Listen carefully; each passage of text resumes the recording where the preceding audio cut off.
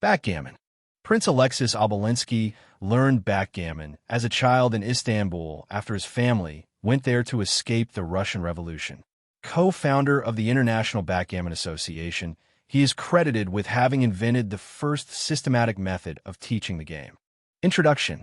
Regardless of what anyone might tell you, backgammon is not played with a racket, and you do not buy a backgammon net to keep your cat from falling out of your window. Backgammon is a game played with dice, a board, and 2 sets of 15 men. Most people have heard of it, but until recently few have known how to play. Many associate it with cribbage or parcheesi, and few realize that the other side of a checkerboard is not like the backside of the jack of spades. The other side of many checkerboards is a backgammon board. Backgammon's history dates back to ancient Sumer, making it probably the oldest game in existence. It was played in one form or another in ancient Egypt, Greece, Rome, Persia, India, China, Japan, Mexico, North America. More recently, it has been played throughout the Eastern and Western worlds. In addition to its vast history and romance, backgammon can boast of excitement, intrigue, evasiveness, unpredictability, gratification, exasperation, and lightning speed. If you're looking for a game which will get under your skin and stay there, then backgammon is your game. To begin with, it is a game of skill.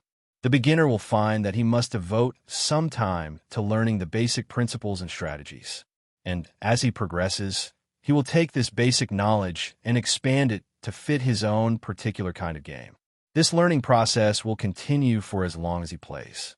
For example, recently at the world-famous International Backgammon Tournament, held annually at the Lucaya Beach Hotel on Grand Bahama Island, and attended by the most prominent and skillful backgammon players on Earth, an entire roomful of champion players watched a replay of one game in which a new kind of strategy was employed. Proof that no matter how long you have played or how skillful you have become, the game always packs an extra surprise punch. Introduction. Basically, backgammon is a contest in mathematics.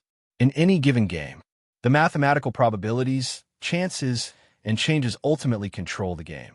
The player who possesses superior awareness of these factors will eventually win. However, to add to the fascination and, at times, nurturing exasperation and frustration, backgammon is also a game of chance. Since a roll of the dice determines every move, skill can only be applied after the chance roll of the dice. For this reason, beginners find it especially intriguing. It honestly can be said that a beginner with unusually lucky dice can and will defeat an old pro. This, of course, does not hold true in a series of games, as skill will ultimately win out. Several years ago, and strictly as a joke, one of the world's greatest players sat down for a match with an 8-year-old boy. They played one game. The boy won, and further, had the sense to quit while he was ahead.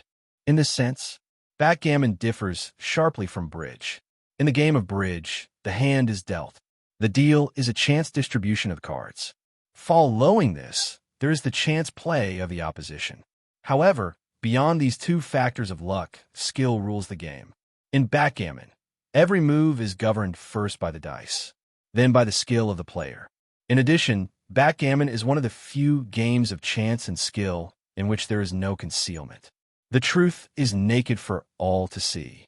Another remarkable feature of the game is that since the dawn of time, millions on millions of games have been played without a single tie. The game is structured in such a way that win or lose, you never spend time at a game which does not have an outcome. A tie cannot happen, adding to the excitement of the game, and presenting much the same challenge as the bidding in bridge, is the doubling factor. In bridge, one bids and then tries to make the bid. The higher the bid, the more difficult to make it, and yet the greater the reward and score if made. In backgammon, at any point in the game, if a player feels he has the advantage, he may double the stakes. Should the advantage shift, which is often the case, the opponent may then double the stakes again. The challenge of winning with a higher stakes is very stimulating to the game and to the players. There are on record instances of an entire year's winnings lost or regained in a single redoubled game. Money. Yes, backgammon is a gambling game, played for money. It differs from the run of casino or chance games in that skill, and luck are equally important, since nobody wishes to lose money. Backgammon devotees try to play their best game at every session. Players take the game very seriously. One is never bored during a game of backgammon, because money is involved and because the game moves like lightning. Close attention is called for. There is none of the deliberation of chess, nor the seeing through of a dull hand as in bridge. If you have ever been present at a backgammon tournament, you have heard the roars of excitement and the constant clacking of dice hitting the board. Players move their men rapidly. The dice are thrown, the men are moved. Quick thinking and total concentration are necessary. Because it is a board game, the usual excitement of watching men advance is always before you. Basically a game of running and blocking, running with all your men toward home, and blocking your opponent from doing the same. Backgammon has the offensive and defensive qualities of chess. You and you alone face your opponent. There is no partner to err. If you make a bad move, you're responsible. Conversely, if you make a good move, you alone take the credit. The fascination of backgammon also lies in its diversity. Because of the billions and billions of possible combinations of play, no two games are ever alike. And because of the doubling factor, practically a fresh start is possible with every game. Losses can be recovered, and at times just one good roll of the dice can mean the difference between overwhelming victory and disastrous defeat. Backgammon has always been a pastime of the aristocratic and the rich. In such gilded clubs as the Everglades in Palm Beach, the Stade Racket Clubs in NCW York and Chicago, the Metropolitan, Regency, and Racket Clubs in Philadelphia and Boston, it has always been not only respectable, but highly desirable. In the following chapter, devoted to the history of the game, you will discover that pharaohs, kings, emperors, aristocrats, and millionaires enjoy backgammon. On the other hand, in some sections of the world, not ably the Middle East and Greece, the game has been played at all levels of society. With this book, you will learn all that can be taught about backgammon. Beyond that, only experience will further your understanding and knowledge of the game. And after you have learned how to play, undoubtedly you will never again be the same person. For after all, you'll have become a backgammon player. And that is a very special breed of humanity indeed. Chapter 1.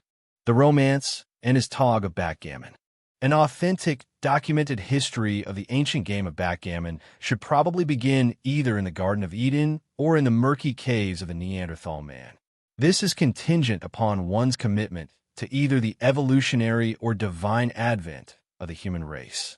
However, since the remains of the original paradise have yet to be unearthed, and since the caverns of the prehistoric creatures have to date turned up little more than a few old bones and some wall paintings, we will have to content ourselves with a mere 5,000 years of backgammon history.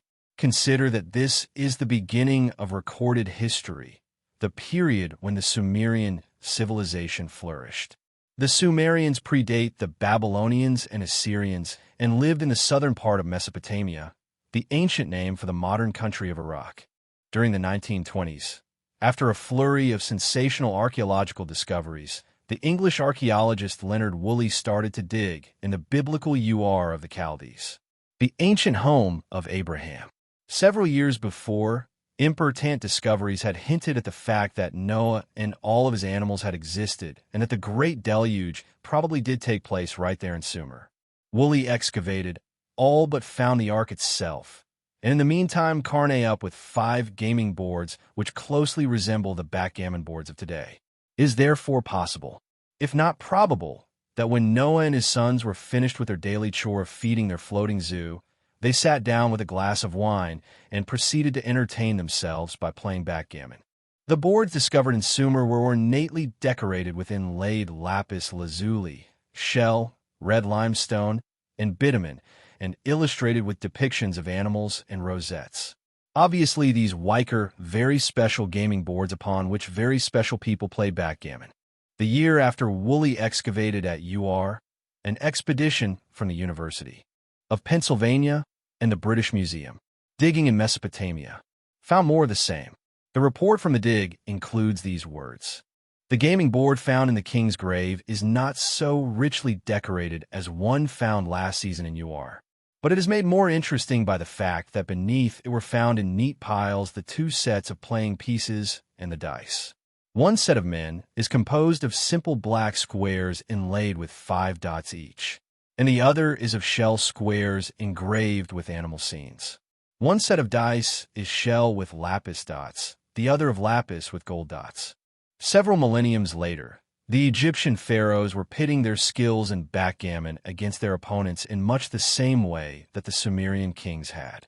Boards were discovered in King Tut's tomb in the Nile Valley and also as far afield as in Komi in Cyprus, then within the realm of the pharaohs. These date from 1500 BC. One board discovered there, and on display in the British Museum in London, contains the cartouche of Queen Hatshepsut, lion-headed pieces, the ancient symbol of royal power, were found with the board. Evidently, in Egypt the common people played backgammon also, for in many of the tombs their wall paintings depict people playing the game. Quite possibly it is from Egypt that the game later spread throughout the Middle East among the common people. The Egyptians, however, had one device which does truly surpass the sophistication of the modern version of the MLL. This was a machine which could be called a dice box. Dice would be dropped into the machine, juggled around, and then spilled out onto the table. In this way, no cheating was possible. Obviously, the Egyptians played backgammon for money and were even more cautious about hustling than we are today. The Greeks and Romans later used this device in their game. 1,000 years later, backgammon was played in Greece. The game must have been very popular among the patricians of the classical civilization, for many of the intellectuals refer to it in their writings. Plato mentions backgammon and comments that it was played with great frequency by many ancient Greeks. Herodotus attributes it to the Lydians, while Sophocles maintains that the game was invented by Palamedes, who relaxed over the game with his compatriots during the siege of Troy. The game is mentioned by Homer in the Odyssey and Plutarch. A later Greek writer even goes so far as to say that Mercury once played at dice with the moon. The ancient Greeks must have reacted emotionally to good and bad rolls in a similar manner to the reaction of contemporary players. Sixes, which were high, were referred to as Aphrodite, and ones, which were low, were called the Greek equivalent of dog. After the Greeks were superseded by the Romans as leaders of the Western world, backgammon continued to be the most popular of games among the ruling class. It was regarded as the sport of the emperors, and rivaled the Circus Maximus and the Colosseum as a leisure pastime. One Roman emperor even went so far as to have a special room set aside for dicing. The Emperor Claudius wrote a book on the subject. It is known that the Emperor Domitian was an expert player and that Caligula was a cheat. No different from the reputations which some players hold in backgammon circles today. Everybody knows that Antony risked an empire to remain in Egypt, but few know that he played at Ludus Duodecim Surriptorum, the Roman name for backgammon, with Cleopatra. Evidently, the Romans often added the spice of sex to their game.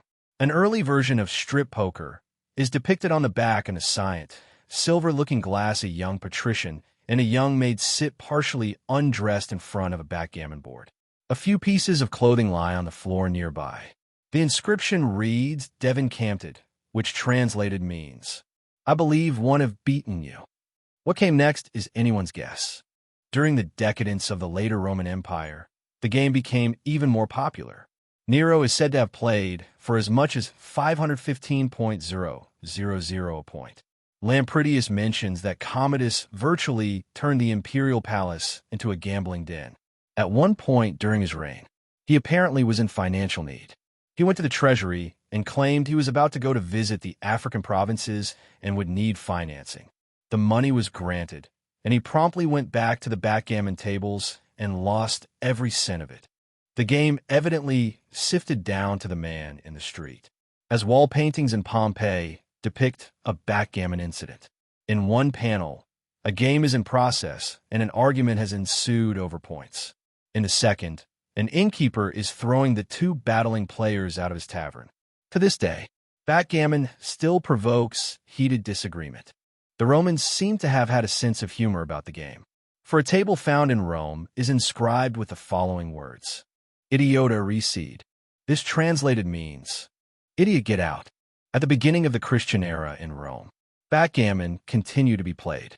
In fact, the new savior was even called upon for assistance. Among the Christian antiquities in Rome, there is a marble slab on which is cut a backgammon board.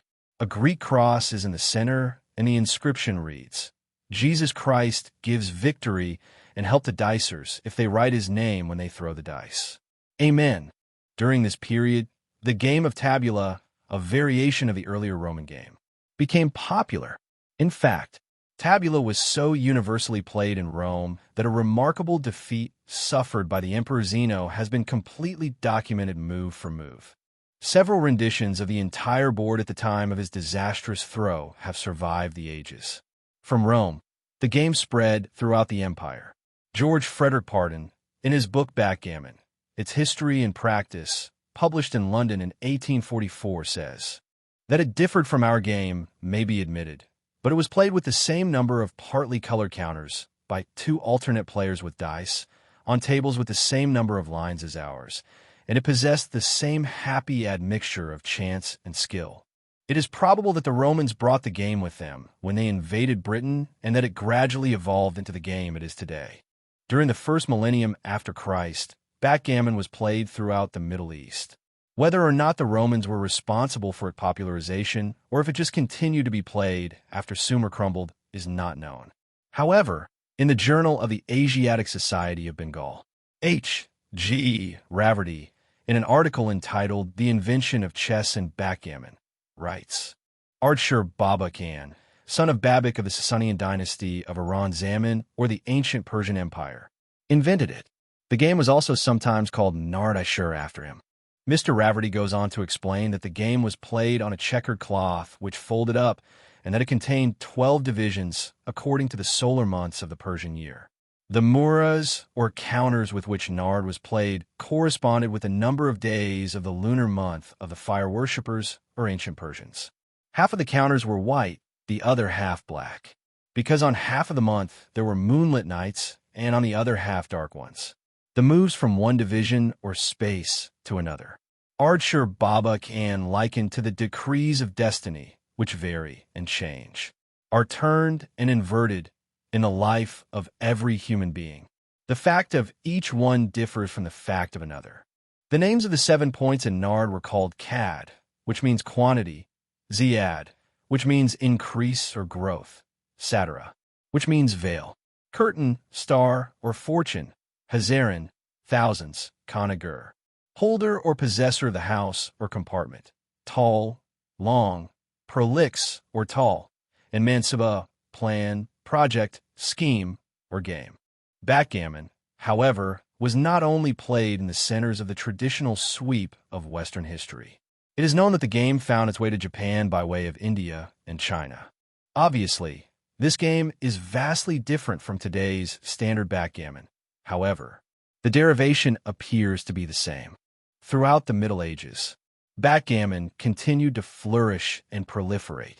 Artisans created highly ornate boards, which eventually even found their way into church decoration. Medieval cathedrals in Germany often contain representations of backgammon boards. Illuminated manuscripts were created explaining and illustrating the game. The English in particular seemed to latch on a backgammon with great fervor. It was known first as tables, obviously derived from the Latin tabula, which the Romans brought with them during the invasion. English literature is full of allusions to the game. Chaucer refers to it in Canterbury Tales and says, "They dancin' and they play at cheese and tables." Spenser refers to it in The Fairy. Lucent Bacon says, "Dice and cards may sometimes be used for recreation when field sports cannot be had." Addison and Dryden mention it as a gentlemanly pastime, and one writer says, "It is an anodyne to the gout, the rheumatism, the azure devils, or the yellow spleen." Another writer says in praise of the game, "From time immemorial, backgammon has held the foremost position among the elite of popular games. It has ever been a game for the higher classes and has never been vulgarized or defiled by uneducated people. In that respect, it differs from whist, father of our contract bridge, which has seen its day in the servants' hall." but will ever be shunned in higher circles. Swift once advised a country friend to study the game, that he might be on playing terms with the rector. He added, and certainly debates about hits were easier of settlement than disputes about tithes from Sir Roger de Coverley, when he wished to obtain from a university a chaplain of piety and urbanity, in short a Christian minister, conditioned that he should know something about backgammon. Soame Jenyns, in 1735 wrote, "Here you'll be ever sure to meet a hearty welcome, though no treat. A house, where quiet guards a door, no rural wit smoke, drink, and roar. Choice books, safe horses, wholesome liquor, billiards, backgammon, and the vicar." Obviously, backgammon was always equated with a good life in England. During the mid-19th century, George Frederick Pardon wrote of backgammon, "Our honored patrons, the public were pleased to receive very graciously a former work of ours. We are induced, therefore, to present unto them another, and the ceremony of the presentation requires a preface. We catered, in the first instance, for social amusement, for the gratification of a quadrangular party. We now seek to please the smallest party, but the tenderest number, the gentle dual number to which the Greek tongue only has done justice. 2. Not partners, but in closer contact, not with identical interests in the game, but frequently with assimilated affections in life. Not fearful of playing wrongs, because responsible to an expecting and much expecting co-mate, but causing good humor by bad play, a hearty laugh for a thoughtless move. Let all who enjoy this recreation, the lover, the husband, the grandiose, the happy maiden, and the happier wife, all who have pleasant leisure or peaceful evenings, yield us their approbation, and we will defy criticism as boldly as Hamlet augury. Never feeleth man more grateful to his household gods than when he converseth cheerily of past days, with his helpmate by his old hearth, or doth contend with her at tables, which many do call backgammon, and which, why, should be the sole contention persevered in them between ancient authors. In the past, some backgammon boards were bound as books. Here is one with a fairly lettered outside which might impose upon the uninitiated. It is like a shallow pendant, has a learned air, but no lore within. It is entitled, The History of England, Volume 1 and Volume 2, and to do it justice may be called an emblematical history. Open it, and what are the contents? Men of two parties, dice and boxes, men and the means of combat. What better epitome can there be of history? Is that one long and little, varied tale of struggles between two parties, desperate efforts to push opponents from their vantage ground, struggles in which genius and skill do not always avail unless with the aid of chance, a picture of difficulties, reverses, captures, revolutions? Backgammon embodies all these things. The technical terms of backgammon may teach us valuable lessons. In the game, it is proper to get your men to your table and to effect it as rapidly as possible. That teaches hospitality, brisk as its own champagne. Cover your man is another maxim that shows protection must be afforded to the helpless, clothing to him whose looped and windowed raggedness demands payment of such charitable impost. 'Tis moreover to diminish the amount of poor's rate by encouraging manufactures. And let political economists prescribe a better remedy. Get home as quickly as you can inculcates the culture of domestic happiness. Suggests a speedy return from even the most festive scenes, in order to light up eyes that such return renders brighter than the tapers by which the loved one waits and muses. Go back is often said at backgammon, and should be the endeavor of the wanderer from the path of rectitude ere the second false step has been taken. After that, facilis descensus avami, he will find returning more difficult than the Chinese language. In English history, there are several significant records mentioning backgammon. It is known that James I of Scotland spent the last evening of his life, the one prior to his murder in the Abbey of the Blackfriars at Perth in 1437, in reading with his queen and with the nobles and ladies of his court, and in playing at tables and chess. It is also known that, in 1479, when the Duke of Albany, the brother of James III, was confined in Edinburgh Castle, he, one evening, invited the captain of the guard to sup with him, The evening was spent in hilarity and playing at tables. And in the morning, the royal prisoner had escaped, and his jailer, Guest, lay a blackened corpse upon the hearth. Richard the Lion-Hearted and Philip Augustus of France prohibited anyone in the army of the Crusaders under the degree of a knight from playing at this or other games for money. There was a scale for the knights, nobles, and prelates, beyond which they might not play, while the kings themselves were unlimited in their stakes. So we see that backgammon has always been considered the right game for everyone from kings to even higher functionaries of the church. In the United States, it has been played since the earliest days of our history. However, perhaps the most amusing and significant anecdote concerns Thomas Jefferson. On June 10, 1776, the Continental Congress appointed the distinguished gentleman from Virginia to draft the Declaration of Independence, issued on July 4th of that year. What did Jefferson do for relaxation due? ING that period. Among surviving records is a notebook of expenses which he kept for the 3 weeks. 2 entries during the period read, Lost at backgammon, July 6th. 1 at backgammon, 7D divided by 1 divided by 3. Exactly how backgammon came to be played in pre-Columbia Mexico is unknown. But the discovery of boards and the documentation of games played written by early Spanish writers helped to substantiate the fact that the Indian civilizations of the Western Hemisphere probably came from Asia, where a similar game was played. In the writings of Francisco López de Gomara, in 1552, a year after the Spanish conquest, the game is mentioned. Sometimes Montezuma looked on as they played patali, which much resembles the game of tables. It is played with beans, marked like one face dice, which they call patali. They take them between the hands and throw them on a mat or table or on the ground, where there are certain lines like a merrill or a draft board, on which they mark like stones the point which fell up, taking off and putting on a little stone. In his Monarchia, Indiana, 1616, Juan de Torquemada presents even more details, including a diagram of the board and a description of the places. Evidently, the game ceased to be played in Mexico shortly after the conquest, as it was equated with some superstitious belief in connection with the conquest. Further, the primitive Iroquois Indians played a game called Guska with a bowl and peach stones. The people believed that they would continue playing this game in their afterlife. It was a betting game, in which the players were divided by tribes, and was always introduced as the final exercise at the Green Corn Harvest Festival and also at the New Year's Jubilee. Backgammon has always been played everywhere. The game has always been a gentleman's game. During the 19th century, the English played it feverishly in their clubs. And during the late 19th century, Americans in their quest for association with the lord of the manor adopted the game. Backgammon is their own.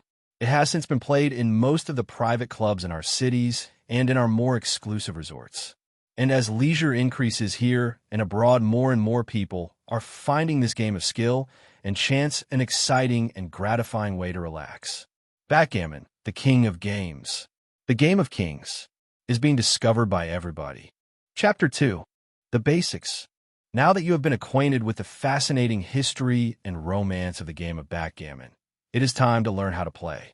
Backgammon boards are available in a wide range of styles, varying in price from a few dollars to literally thousands for antique.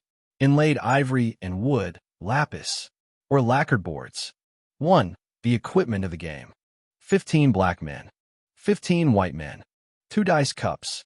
These should have a shallow lip inside the cup. The lip serves to thwart attempts by dishonest dice rollers to fix the combinations on the dice. This is not to assume that backgammon players are dishonest. However, in this day and age, as always, one can never be too cautious. Backgammon 1 doubling block, sometimes called doubling cube. 1 backgammon board. You will notice that the backgammon board is divided into 4 sections, a home board and an outer board for each player. In Sun, he circles the term table is used instead of board. Board, however, is the preferred word today and will be used consistently in this book. In addition, the term inner is sometimes used instead of home. But again, home will be used consistently in this book. Each of the 4 boards contains 6 long, narrow, triangular-shaped spaces. The reason why they are triangular in shape is that points of triangles are relatively easy to count. These points, as they are called, alternate in contrasting colors to further facilitate rapid counting. As you learn the game and the basic process of moving your men from point to point according to the throws of the dice, you will become adept at rapidly counting these points. Celerity makes for a more exciting game, and all good players play a fast game. Notice that on the illustration, the home board on each side is numbered from 1 to 6, with the outer board numbered from 7 to 12, for a sum total of 24 points. The game is played by moving the men from point to point according to the number rolled on the dice. The points are not actually numbered on standard boards, nor are the home and outer boards labeled. However, you must, upon learning the game, commit these to memory immediately. Each of the points is long enough to hold 5 men, with spare room for a 6th. The space between the ends of the points on the two opposing sides of the board should be wide enough for the players to throw the dice. As you will note in the illustration, the center of the board is dissected by a bar. This is the dividing space between the home and outer boards. The purpose of the bar is to facilitate counting the points when you move your men. 6 points lie to the right of the bar and 6 to the left. The bar is also the place where men who have been hit or knocked off are placed. This will be explained later in this chapter. The point directly to the left of the bar, just outside of white's home board, the 7 point, is called the bar point. From black's side of the board, the bar point lies to the right of the bar. If you are a beginner at the game, solidly grasp this information by thoroughly studying the diagram. The 7 point will be referred to as the bar point throughout the rest of the book. 2. The setup of the game. The men are placed on the 4 boards: black's home board, black's outer board, white's home board, and white's outer board, according to the illustratines. As you will notice, there are 2 ways to set up the board. It is strongly recommended that you accustom yourself to setting up the board in both ways. The 2 methods evolved many years before modern lighting was invented, for the sole purpose of facilitating bearing off men. Bearing off will be explained later in this chapter. The home board was always placed nearest the source of light. Today, the use of the 2 setups is simply a matter of habit and etiquette. There is no other significance in using them.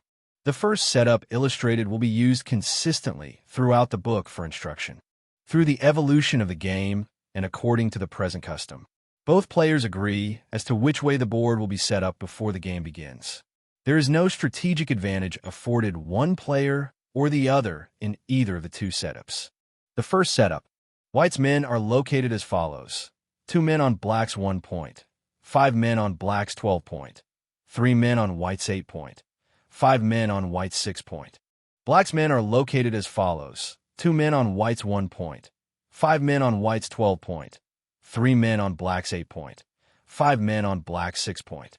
The second setup. White's men are located as follows: 2 men on black's 1 point, 5 men on black's 12 point, 3 men on white's 8 point, 5 men on white's 6 point. Black's men are located as follows: 2 men on white's 1 point, 5 men on white's 12 point, 5 men on black's 6 point, 3 men on black's 8 point. To reiterate, learn both methods of setting up the board for play. Do nor accustom yourself to one setup only. 3. The object of the game. To win, you must do 2 things. 1. Move all your men to your home board, when that is done and not before. 2. Bear off all your men. The first person completing these tasks wins the game. 4. How the game is played. A. Starting the game. Each player rolls 1 die. The high roller moves first, and he moves the combination shown on the 2 dice. If there is a tie, throw again. After the first throw, players throw alternately. B. Moving. If the throw is not a double, the player moves what the dice indicate individually, not in some total as in a crap game.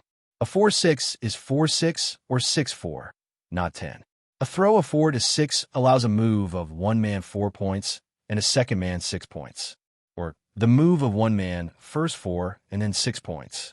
If the throw is a double, the player is entitled to double the value of the double and moves. Thus, double 3s can be played in any of the following ways. 1. Any 4 men may be moved 3 points each. 2. Any one man may be moved 12 points. 3. Any two men may be moved 6 points each. 4. Any one man may be moved 9 points, and any one man 3 points. 5. Any two men may be moved 3 points each, and any one man may be moved 6 points. C. Occupying spaces and hitting. 1.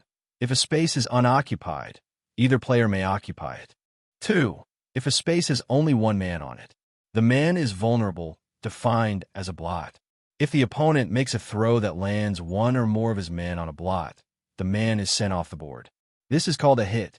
The man must then re-enter and begin again. 3. If a space has 2 or more men on it, the men are secure from attack and cannot be hit. Such a space is called a point. 4. A space can only have men of one color on it at a time. When a hit takes place, the newcomer usurps the tenant. They do not coexist on the space. 5. Points of either color may be counted over as though they did not exist. However, the places where you touch down during the count must not be occupied by an opponent's point. You can land on A. Your own point, B. An open space, C. Your own blot, D. Your opponent's blot, hitting him, but not on your opponent's point. Note on moving and occupying spaces. When MO% ing one man more than once in a roll, you are assumed to come to rest on the spaces indicated on the dice. For example, if you throw 3-6 and space 9 is vacant, but the spaces 3 away and 6 away are blocked by opponent's points, you cannot move that 1-man 9 spaces. Continuing the example, suppose you next rolled 4/5 with 0.5 away open and 0.4 away blocked. You can make this move not by counting 4 and then 5, but by counting 5 and then 4. See illustration. Is White's move. He has rolled a 6 out of 3. White cannot move 3. Then 6 because 3 points away from where he is blocked. He cannot move 6, then 3 because 6 points away from where he is blocked. Therefore, he cannot move this man 6/3. If on the other hand, White had roll May 4th, he could not move 4, then 5 because 4 points away from where he is blocked, but he could move 5, then 4 because 0.5 away is open. He therefore can move this man 5/4. D. Re-entering. If hit, a man is sent off the board, to the rail, to the bar. Back home. If a player has one or more men on the rail, he can make no other play until he gets them back on the board. You must re-enter in your opponent's home board. To do this, you must throw on one of the 2 dice a number of a space not blocked by an Obolensky's point. Thus, if early in the game the opponent has only the 6-point blocked, then either a 1, 2, 3, 4, or 5 will do. If late in the game only the 2-point is open, then you must keep throwing until you roll a 2. If the board is entirely closed, the ultimate defensive situation, you need not shake at all, for there is no space for you to re-enter on. Note on re-entering. Remember, you cannot come in onto a point blocked by your opponent. You can come in on A. A vacant space, B. A point which you possess in your opponent's home board, C. Your own blot in his home board, D.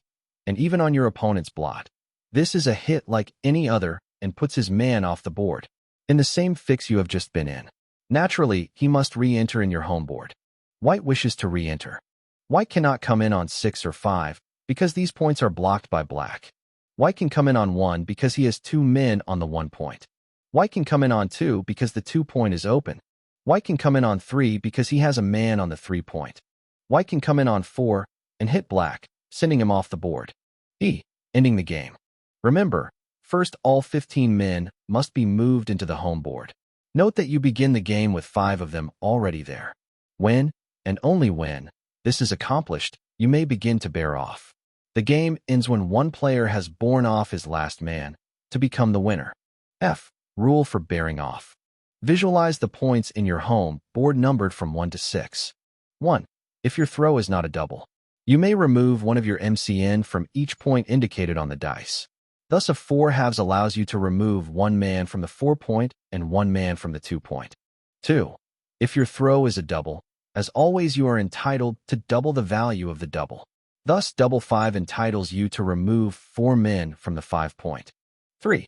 If you have no men on the 6-point and you throw a 6 on 1 die, You can take a man off the highest point on which you do have men as though it were a 6. Similarly, if you have no men on the 6 or 5 points and you roll a 6 or a 5, you can take off the highest man, and so on down the line.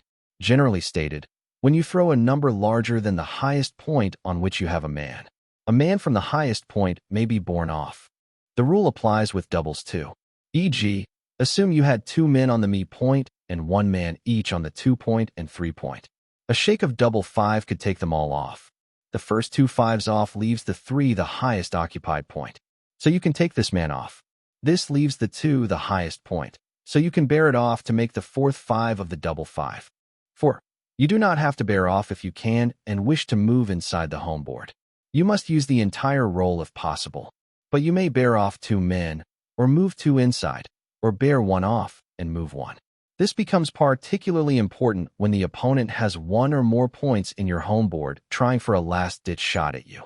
5. If you are hit while bearing off, you must re-enter as usual and get the stray man back into the home board before you can recommence bearing off.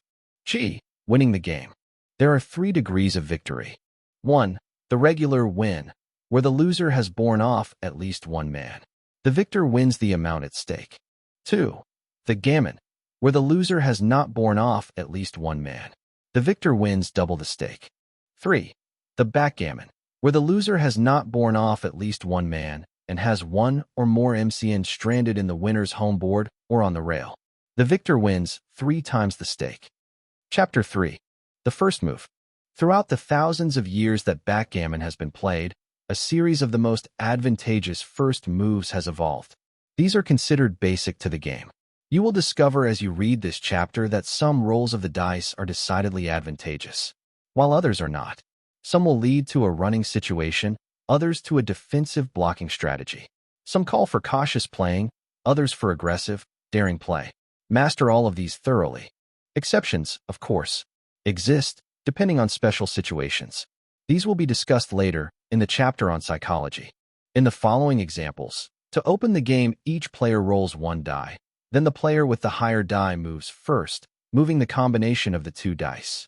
If there is a tick, each throws the dice again.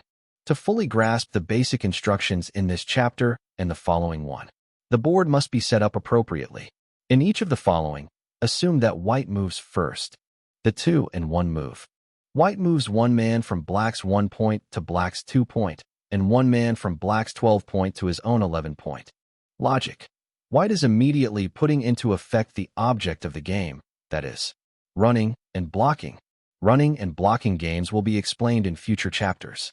Although generally the 2/I roll is not considered a Eod roll, moving the 2 to his own 11 point gives white what is known as a builder. A builder is a man brought down close to your home board as an extra man.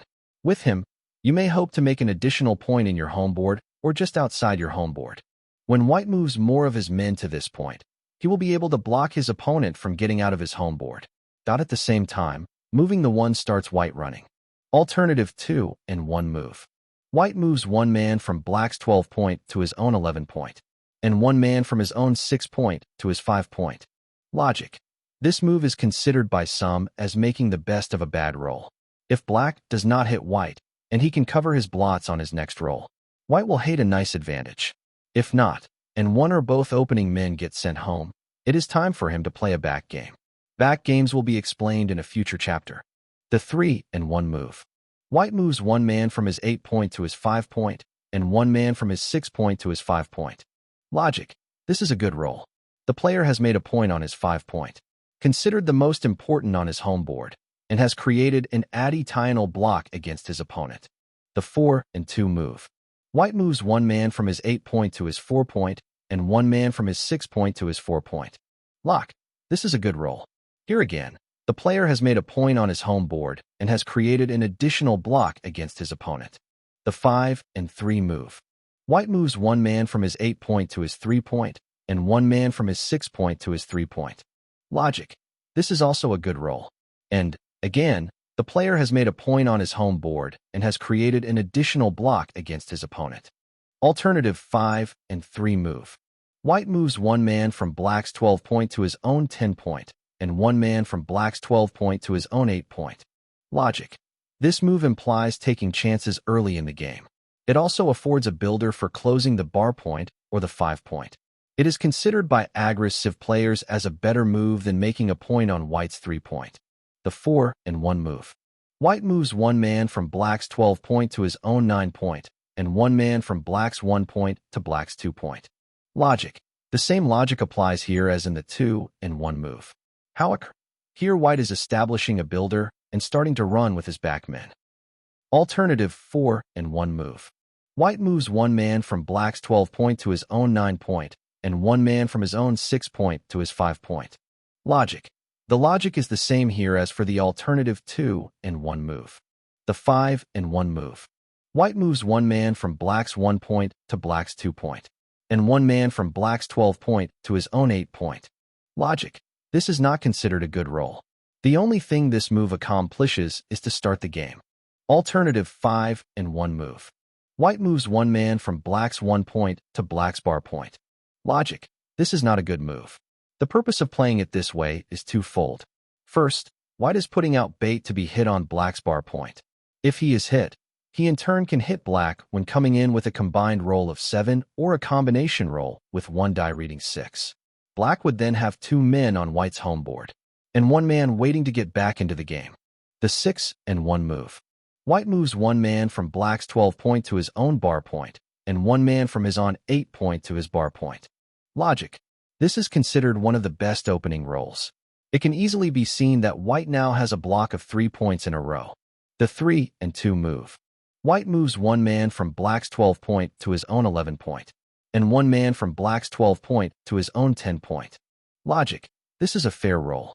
White is getting 2 men out as builders to block his opponent from getting out of his home board.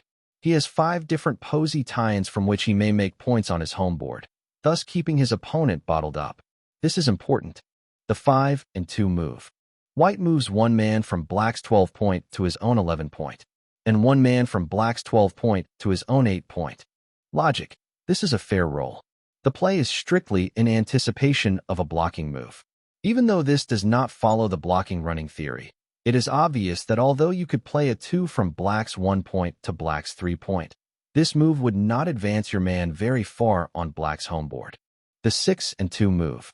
White moves one man from Black's 1 point to Black's bar point, and then to Black's 9 point for a total of 8. Logic. This is considered a bad roll. Whereas the 5 and 2 was a blocking play, this is a running play, simply making the best of a bad situation. Alternative 6 and 2 move, A. White moves one man from Black's 12 point to his own 5 point. Logic. This is not a good move. If White does not get hit on Black's next roll, White should be able to cover his 5 point. Alternative 6 and 2 move, B. White moves one man from Black's 1 point to Black's bar point, and one man from Black's 12 point to his own 11 point. Logic. Same as for the alternative 5 and 1 move. The 4 and 3 move. White moves one man from Black's 1 point to Black's 5 point, and one man from Black's 12 point to his own 10 point. Logic. This is considered a fair roll. It accomplishes positioning for running and blocking. Alternative 4 and 3 move. White moves one man from Black's 12 point to his own 10 point, and one man from Black's 12 point to his own 9 point. Logic. Here, as in the alternative 3 and 2 move, White gets 2 additional men out as builders to block his opponent's escape from his home board. The 6 and 3 move. White moves one man from Black's 1 point to Black's 10 point. Logic. This is considered a bad roll. Only running is accomplished. Alternative 6 and 3 move. White moves one man from Black's 1 point to Black's bar point, and one man from Black's 12 point to his own 10 point. Logic. Same as for alternative 5 and 1 move. The 5 and 4 move. White moves one man from Black's 1 point to Black's 5 point, and one man from Black's 12 point to his own 8 point. Logic. This is a fair roll. It accomplishes running and blocking. The 6 and 4 move. White moves one man from Black's 1 point to Black's 11 point. Logic. This is considered a bad roll. The above is a running play. Alternative 6 and 4 move. White moves one man from his 8 point to his 2 point, and one man from his 6 point to his 2 point. Black's outer board. Logic. This play will make an additional point on White's home board. However, It creates a large gap between white's points and is not recommended. The 6 and 5 move. White moves one man from black's 1 point to black's 12 point. Logic. This is an excellent roll for a running play. White has brought one man a long way to safety. Should white roll a second 6 and 5, his advantage will increase tremendously. In a recent experiment, 21 games were played with a 6 and 5 opening. The player won 16 of the 21 games. In backgammon parlance, the move is known as lover's leap. A student of backgammon recently replied upon being asked it she had mastered the move. I'll never forget the bride slide. Doubles. When a player rolls doubles, that is, the same number on each die, he receives a bonus and moves double the total of the dice. All opening doubles are excellent rolls except double 5s. The double opening play is rolled by the second player after the preceding moves have been made. Double 1s. Assuming that black opened, white moves 2 men from his own 8 point to his bar point and 2 men from his 6 point to his 5 point. Logic. This is an excellent roll, with this particular move the best blocking opening move in backgammon. White immediately establishes a 3-point consecutive block, needing only a 5, from black's 12 point to white's 8 point, on his next roll to establish a 4-point block. Double 2s. Assuming that black opened, white moves 2 men from black's 12 point to his own 11 point, and 2 men from his 6 point to his 4 point. Logic. This is another good blocking play, with an excellent chance afforded of white's making an additional blocking point on his next roll. Double 3s.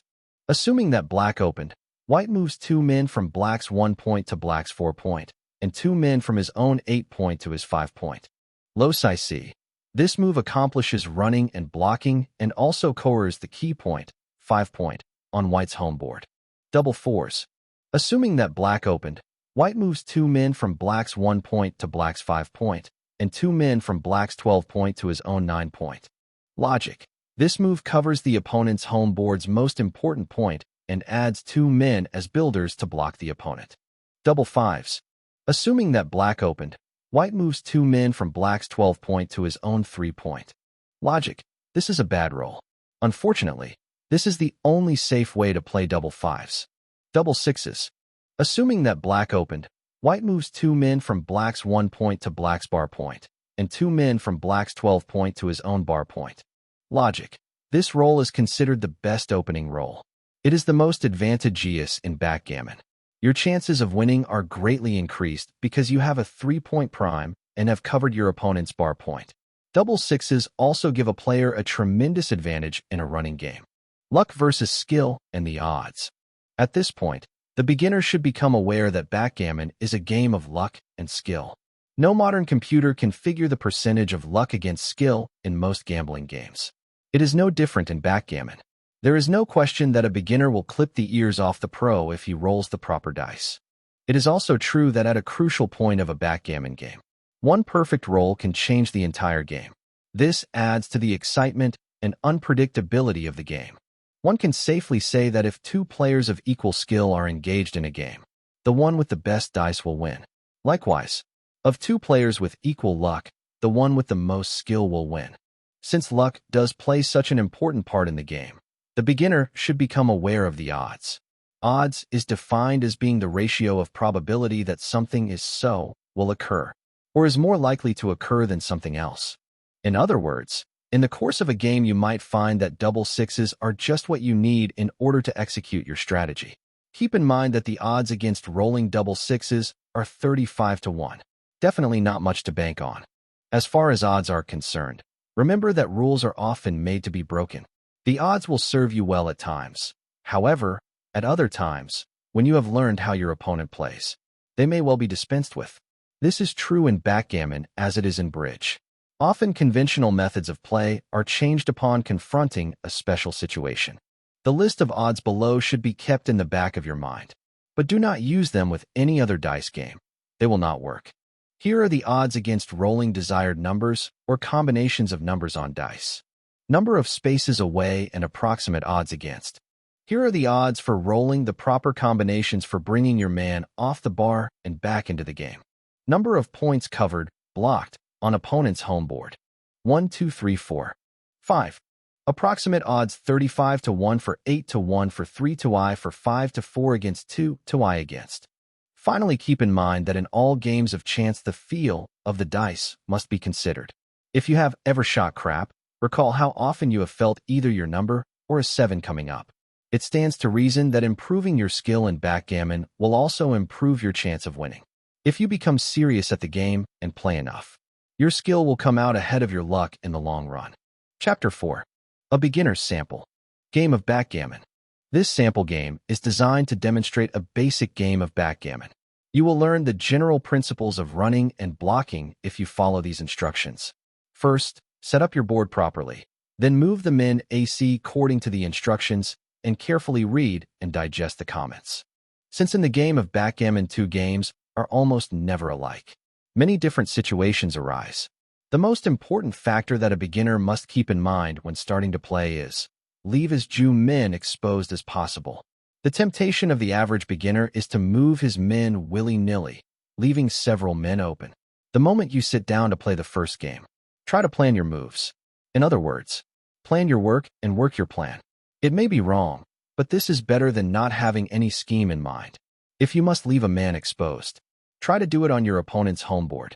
Or should you be hit, the distance back into the game is not as great as it would be if you were hit on your own home board. Above all, take your chances early in the game, when your opponent's home board is open and you have plenty of opportunity to come in should you be knocked off. The sample game. The 2 players have rolled the dice to determine who starts the game. White's 3 has topped Black's 1. Move 1. White moves 1 man from his 8 point to his 5 point, and 1 man from his 6 point to his 5 point. Move 2. Black moves 1 man from his 8 point to his 4 point, and 1 man from his 6 point to his 4 point. Move 3. White moves 2 men from Black's 12 point to his own bar point. Logic. By making this move, White now has a 4-point block from his 5 point to his tight point. He should now hope for a good roll to make a 5-point block. Move 4. Black moves 1 man from White's 12 point to his own 8 point, and 1 man from White's 1 point to White's 3 point. Logic. The reason for Black's moving a 2 in this manner is that he is finding it much more difficult now to run out of his opponent's home board. Should he cover the 3 point on his opponent's board, a lucky roll of double 6s will get him out. This is the only double throw which could get him out. Move 5. White moves 2 men from his 6 point to his 4 point. Logic. The double accomplishes a 5-point block. Move 6. Black moves 1 man from White's 1 point to White's 3 point, and 1 man from White's 12 point to his own 10 point. Logic. This covers his exposed man and brings up a builder in hopes of getting another point to block White's 2 men on Black's 1 point. Move 7. White moves 1 man from Black's 1 point to Black's 10 point. Logic. This is a very lucky roll. White takes Black's man off, placing it on the bar. This man now has to come in, also called come on, all the way back on White's home board and start Gorg around again. Pause. At this point, both players should determine who's ahead. Both players should constantly keep this in mind in order to plan strategy. White is clearly ahead, as Black has 1 man off plus 2 men on White's home board. White should now play a running game, and Black should now think of staying back, with the hope of catching an exposed White man or of thrusting ahead on a very lucky roll. Move 8. Black's man on the bar comes into play on White's 3 point. Black moves his other man from White's 12 point to his own 9 point. Move 9. White moves 1 man from Black's 10 point to his own 9 point, and 1 man from Black's 12 point to his own 9 point. Logic. White has created a prime. A prime is 6 consecutive block points. White's advantage is now tremendous, as there is no way that Black can get out from White's home board until White moves some of his men off his prime. This is known as breaking a prime. Move 10. Black moves 1 man from his 9 point to his 5 point, and 1 man from his 6 point to his 5 point. Logic. Although Black is considerably behind, he still hopes to block White's man located on his own 1 point. If he succeeds, White will eventually have to break his prime. The chances of this plan succeeding are small, as Black would have to roll very lucky dice. Move 11. White moves 1 man from Black's 1 point to Black's 9 point. Move 12. Black moves 1 man from his 8 point to his 5 point. Logic. Black brings another builder onto his home board, so that in the event he should send one of White's men home, White would have difficulty in getting out of Black's home board. Black must also hope to make his next block on his 3-point, thus establishing for consecutive blocking points. Move 13. White moves one man from Black's 9-point to his own 5-point. Move 14. Black moves one man from his 8-point to his 3-point, and one man from his 5-point to his 3-point. Logic. Although Black's chances of winning are still small, he is accomplish what he is trying to do as described in moves 12. Move 15. White moves one man from Black's 12-point to his own 8-point, and one man from Black's 12-point to his own 9-point. Move 16. Black moves one man from White's 12-point to his own 2-point. Move 17. White moves one man from his 9-point to his 6-point, and one man from his 8-point to his 2-point. Move 18. Black moves one man from his 8-point to his 2-point, and one man from White's 12-point to his own 11-point. Logic. Black now has a 5-point prime on his home board. Move 19. White moves two men from his 9-point to his 5-point, and two men from his 8-point to his 4-point. Logic. White is bringing his men into his home board as fast as possible in order to bear these men off and continue his advantage. Black should try to keep two men on White's board, hoping that in bearing off, White may leave a man exposed. This would give Black a chance to hit him and make him start in from Black's home board again. Move 20. Black moves one man from White's 3-point to White's 11-point. Move 21. White moves one man from his bar point to his 4-point, and one man from his bar point to his 1-point. Move 22. Black moves one man from his 11-point to his bar point, and one man from White's 11-point to White's 12-point. Logic. This move was made in hope of throwing a 6 on the next roll, so that Black could then establish a 6-man prime, in the event that he is lucky enough to send one of White's men to his home board later.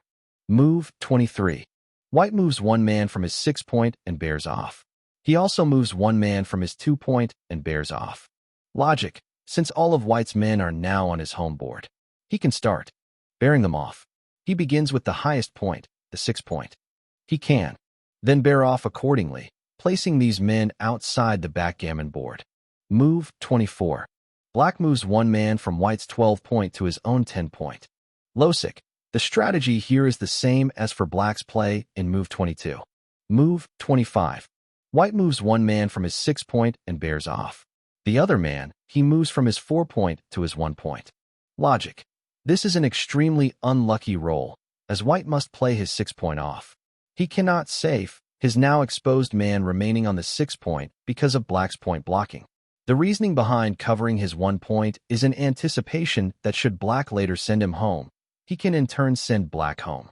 White will have 3 points covered. Move 26.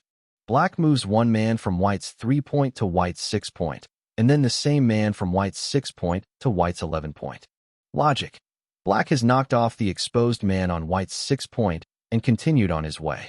First he plays his 3 and then his 5. Move 27. White cannot come in. Logic. White cannot bring his man in on Black's 2-point or Black's 4-point, proving that Black's desperate strategy has paid off.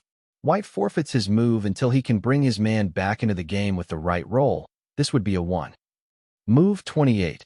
Black moves one man from White's 11-point to his own 9-point. Wow. Black still hopes to make his bar point, which would give him a 6-man prime. Move 29. White brings one man in on Black's 1-point, and further moves his man from Black's 1-point to Black's bar point. Logic. White knocks off one of Black's men. So far, this is the luckiest roll of the game. See Chapter 3 on odds. Move 30. Black brings one man in on White's 6-point, and moves one man from his own TCN point to his 6-point. Move 31. White moves one man from Black's bar point to Black's 11-point. Logic. In so doing, White has not given Black a direct shot and is trying to run home as fast as possible. Move 32. Black moves one man from his 9-point to his 4-point and one man from his 6-point to his 2-point. Logic. Black's last chance to knock White's only exposed man off is with the 2 men he has on White's home board. He now hopes that White may roll a number such as a 5 or 6 with a 1 or 2, so that he would have 2 chances of knocking White off. Move 33. White moves one man from Black's 11-point to his own 4-point. Logic. This was a lucky roll, and White has all of his men home again. Move 34. Black moves one man from white's 6-point to white's 12-point. Move 35. White moves 4 men from his 5-point and bears off. Logic. One man is left exposed. White should be a little nervous now, for if that versus, higher may leave another man exposed. This is his last chance. Alak rolls a 2 on the next round. He will knock him off again. Move 36. Black moves one man from his 4-point to his 1-point, and one man from white's 12-point to his own 9-point. Logic. Black keeps one man back on white's home board with a slight hope. Move 37.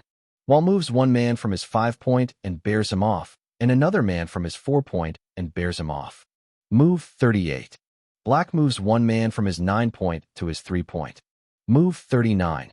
White moves one man from his 4-point and bears him off, and one man from his 4-point to his 2-point. Move 40. Black moves one man from white's 3-point to his own 11-point. Logic. No hope. Black runs like mad to avoid a gammon. Move 41. White moves one man from his 4-point and bears off 2 men from his 3-point. Off. And one man from his 4-point to his 1-point. Logic. If a 6 or 5 should be rolled, and there are no men on these points, then bear off from the next lowest number. Move 42. Black moves one man from his 11-point to his 5-point and bears off 2 men from his 3-point. Move 43. White moves one man from his 2-point and bears off, and one man from his 1-point and bears off. It is obvious that white has won the game. Chapter 5. The running game. Of the 2 basic strategies involved in the game of backgammon, the running game is the offensive. If good dice rolls have enabled you to get your 2 back men off of your opponent's 1-point early in the game, for example, an opening roll of June 5th followed by a 6, 2, June 3rd, or 6/4, you should immediately play a running game. This, of course, is true only if you have not been hit on the way. In the game illustrated below, both players have moved their back men out early in the game. Therefore, both should play a running game. This situation, of both players having moved their back men out early in the game, does not occur frequently, as almost always an advantage is established along the way and tactics must be changed. Black is playing a running game, and at present has a slight advantage over white. Black only has 2 men on white's home board, whereas white has 3 on black's home board. Black's strategy should be to run like hell. He should run even if it means leaving a man exposed on his outer board. It is black's roll. Move equals 1. Black moves one man from white's 4-point to white's 12-point. Logic. Black is running and covering an exposed man.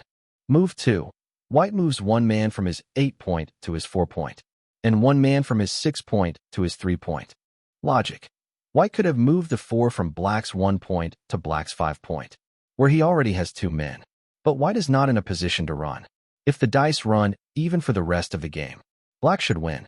So white's only chance is by staying back with 3 men in 2 different posy tie-ins on black's home board.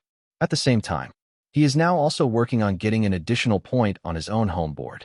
Move 3. Black moves one man from white's 5-point to white's 10-point. Logic. Black's strategy is to run. Even though he leaves a man exposed where white can hit him, with a 3 or a 10, the chance is worth it. Should he be hit, he can come back into play on 4 different points on white's home board. Move 4. White moves one man from black's 12-point to his own bar point, and one man from his own 6-point to his 4-point. Logic. White establishes another point on his home board. This is important because, should he ever hit black, black now has only 3 points left to come back in on. Move 5. Black moves one man from white's 10-point to his out 9-point, and one man from white's TE-point to his own 9-point. Logic. Black continues his running game by establishing another point close to home on his 9-point. Move 6. White moves one man from his 8-point to his 2-point, and one man from his 3-point to his 2-point. Logic. White has established 4 points on his home board. Move 7. Black moves one man from white's 12-point to his own bar point, and one man from his own 9-point to his bar point. Logic. Black's running game is continuing successfully. He now has 6 points covered on Kiss home board and outer board, with 1 void where white has 2 men on black's 5-point. Unless he has very bad dice, black should be home in a breeze. Chapter 6. The blocking game. You always play a blocking game when your opponent has thrown better dice than you and is obviously playing a running game. It is a defensive strategy. Your obvious defense, unless you have a series of lucky rolls on the dice, is to try to block your opponent from getting out of your home board. The game has progressed to the point in the illustration. First of all, there is no question but that black is ahead. Move 1. White moves one man from black's 12 point to his own 9 point, and one man from his own 10 point to his 9 point. Logic. White is working toward a side prime. A side prime is any prime outside of his own home board. He now has 3 points going for him on the side prime, one on his 9 point, one on his 8 point, and one on his 6 point. Move 2. Black moves one man from white's 1 point to white's 4 point, and one man from his own 11 point to his 9 point. Logic. Black now has one important point on white's home board, and is also beginning to block white from getting out of black's home board. Move 3. White moves 3 men from black's 12 point to his own 10 point, and one man from his own 6 point to his 3 point. Logic. The reason white didn't make his fourth 3 move safe by playing it from his 11 point to his 8 point is because he is trying at all costs to construct a side prime. So then, he now has an additional builder to the exposed builder on white's 11 point. Move 4. Black moves one man from his 8 point to his 4 point, and one man from his 6 point to his 4 point. Logic. Up to now, black's only weakness was that he had only 1 point covered on his home board. This move gives him an additional point on his home board, as well as an extra block. Move 5. White moves one man from his 10 point to his bar point, and one man from his 8 point to his bar point. Logic. White now has a 5-man prime, 5 covered points in a row. The only way black can move a man out of white's home board is by rolling a 1 and 6. Move 6. Black moves 2 men from white's 12 point to his own 1 point. Logic. Ordinarily double sixes is a very good roll in a running game. In this case it isn't. The reason black continued on to his 1 point instead of playing his second 2 sixes from his 8 point to his 2 point is that he is getting desperate. White's blocking game is working. However, by playing it this way, black has white's possible double 5s and double 6s blocked, which is better than having white's double 4s and double 6s blocked. Unless black throws very lucky dice, white should win the game. If black throws high dice, he will have to move his men from his 8 point or his 9 point. This would give white an additional opportunity to get out of black's home board. Chapter 7. The Backgammon. By reason of luck, one player finds himself at a disadvantage in having 4 or more men on his opponent's home board. See diagram. He now must play what is known as a backgammon. It has been proven that chances of winning a backgammon are not the best. Some quote the odds of winning as 3 to 1 against. This type of game should not be attempted unless you are absolutely forced into it and really have no other choice. There is a backgammon player in the Southwest who always plays backgammons and, needless to say, continuously loses games and money. Why he continues in this masochistic machination remains a mystery. There is another player, one of the finest in the entire world, who learned backgammon by playing backgammons most of the time. It occurred in this manner. The gentleman happened to be a great bridge and gin player, and he knew that, without exceptional luck, chances of winning are small when playing with an expert. Therefore, he devised a strategy designed to upset his opponent's style and type of game that he decided that rather than play a running game to start, he would try to pick off his opponent's men wherever and whenever possible, and leave many of his own men open all over the board. Although at first he lost most of the time, he developed a style of his own. His strategy included figuring out how many men should be back and in what position they should be, as well as ascertaining the position of his opponent's men and points. He is unquestionably the greatest backgammon player in the world today. A backgammon is the type of game played when a player finds himself so far behind that he must concentrate on getting more men back on his opponent's home board, usually 4 or 5. Further, he must forget his running game. In most cases, if he has only 3 men back, he should not pursue the idea of a backgammon. If his opponent doubles when he has 3 men back, he should not take the double. The odds of losing a backgammon are 3 to 1. These odds are diminished a bit if the backgammon player controls the doubling block. The play for the sample backgammon has progressed to this point. Black cannot think of playing a running game. His only chance now is to lay and wait while white brings all his men home. He can then start hitting white's men as they become exposed on their way home. In order to do this, black must have at least 4 men back, and in some cases may even try to get a 5th man back in order to keep his backgammon going. His future plan as white gets out of black's home board is to start a prime on his own home board.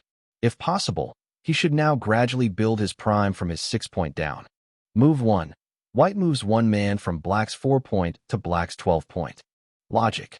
White makes one man safe and brings an additional builder in for his side prime. Move 2. Black moves one man from his 6-point to his 4-point and one man from his 8-point to his 4-point. Logic. Although black wishes he could make his 5-point, this might be termed his second choice. It will help him plan for a prime on his home board. Move 3. White moves one man from his 10-point to his bar point and one man from his 8-point to his bar point. Logic. White now has 5 points fairly close together and needs double 4s or 2s for a side prime. Move 4. Black moves one man from white's 12-point to his own 10-point. Logic. This is not a good roll. All it accomplishes is playing a man safe. Move 5.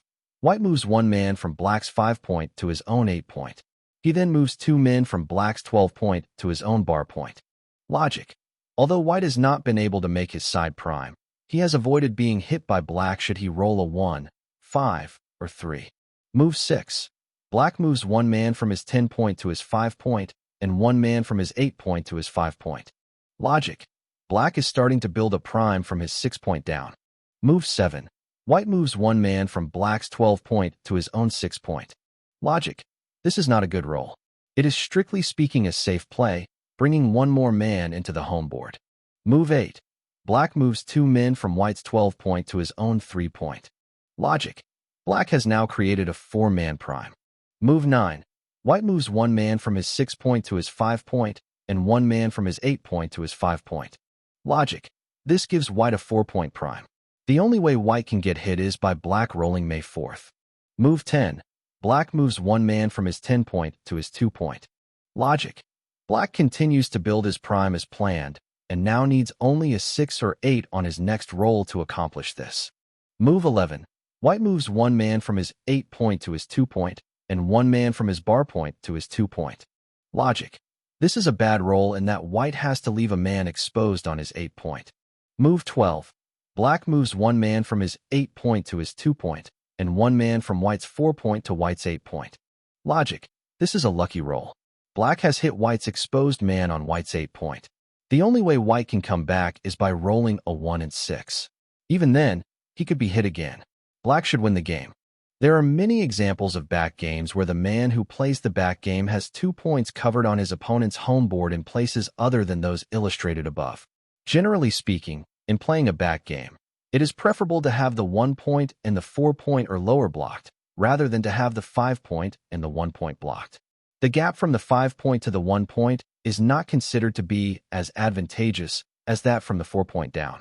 And further, if there is a chance of creating the beginning of a backgame by making 2 points adjacently, 1 and 2, 2 and 3, 3 and 4, you should do it. This will make it more difficult for your opponent to come home without exposing himself. The backgame illustrated is only one of the many possible. You might face a situation where your opponent is entering his home board safely and you are throwing high dice. That is the reason 5 men back is preferable to 4, as it enables you to run with the 5th man, yet still keep 2 points blocked on your opponent's home board. Even though your opponent has a chance to knock off this 5th man, if he is a good player, he will think twice, knowing well enough that if your high dice continue, you will eventually have to open one of the 2 points on his home board. In this case, your chances of completing a backgame successfully are minimized. Chapter 8. The Rules of Backgammon. The rules of backgammon serve the same function as the rules created for any other game. They exist to avoid rather than to create arguments. The official rules of the International Backgammon Association appear below. 1. The game is played by 2 people. 2. Play of the men is governed by 2 dice, thrown, cast, from a cup in which the dice are shaken before casting. 3a. For the first game, either player may ask to roll for choice of seats, men, dice. Otherwise, they just sit down, set the men up, and play. 3b. At the start of any later game, either player may ask to mix the dice. In this case, he shakes the 4 dice together in one cup and rolls them out. The opponent selects a die, then the roller, then the opponent, with the roller taking the last one. The throws. For the opening throw, each player throws a single die. Every tie requires another opening throw. Whoever throws the higher number wins, and for his first move plays the numbers upon both dice. After that, each player in turn throws 2 dice. 5. The dice must be rolled together and come to rest flat, not cocked, upon the boards at the player's right. Otherwise, they must be thrown again. 6. There must be a rethrow if a throw is made before an adversary's play is completed, or if either player touches a die before it comes to rest. 7. A play is deemed completed when a player moves his men and starts to pick up his dice. If he starts to pick them up before playing all numbers he legally can, his opponent has the right to compel him to complete or not to complete his play. A roll by the opponent is an acceptance of the play as made.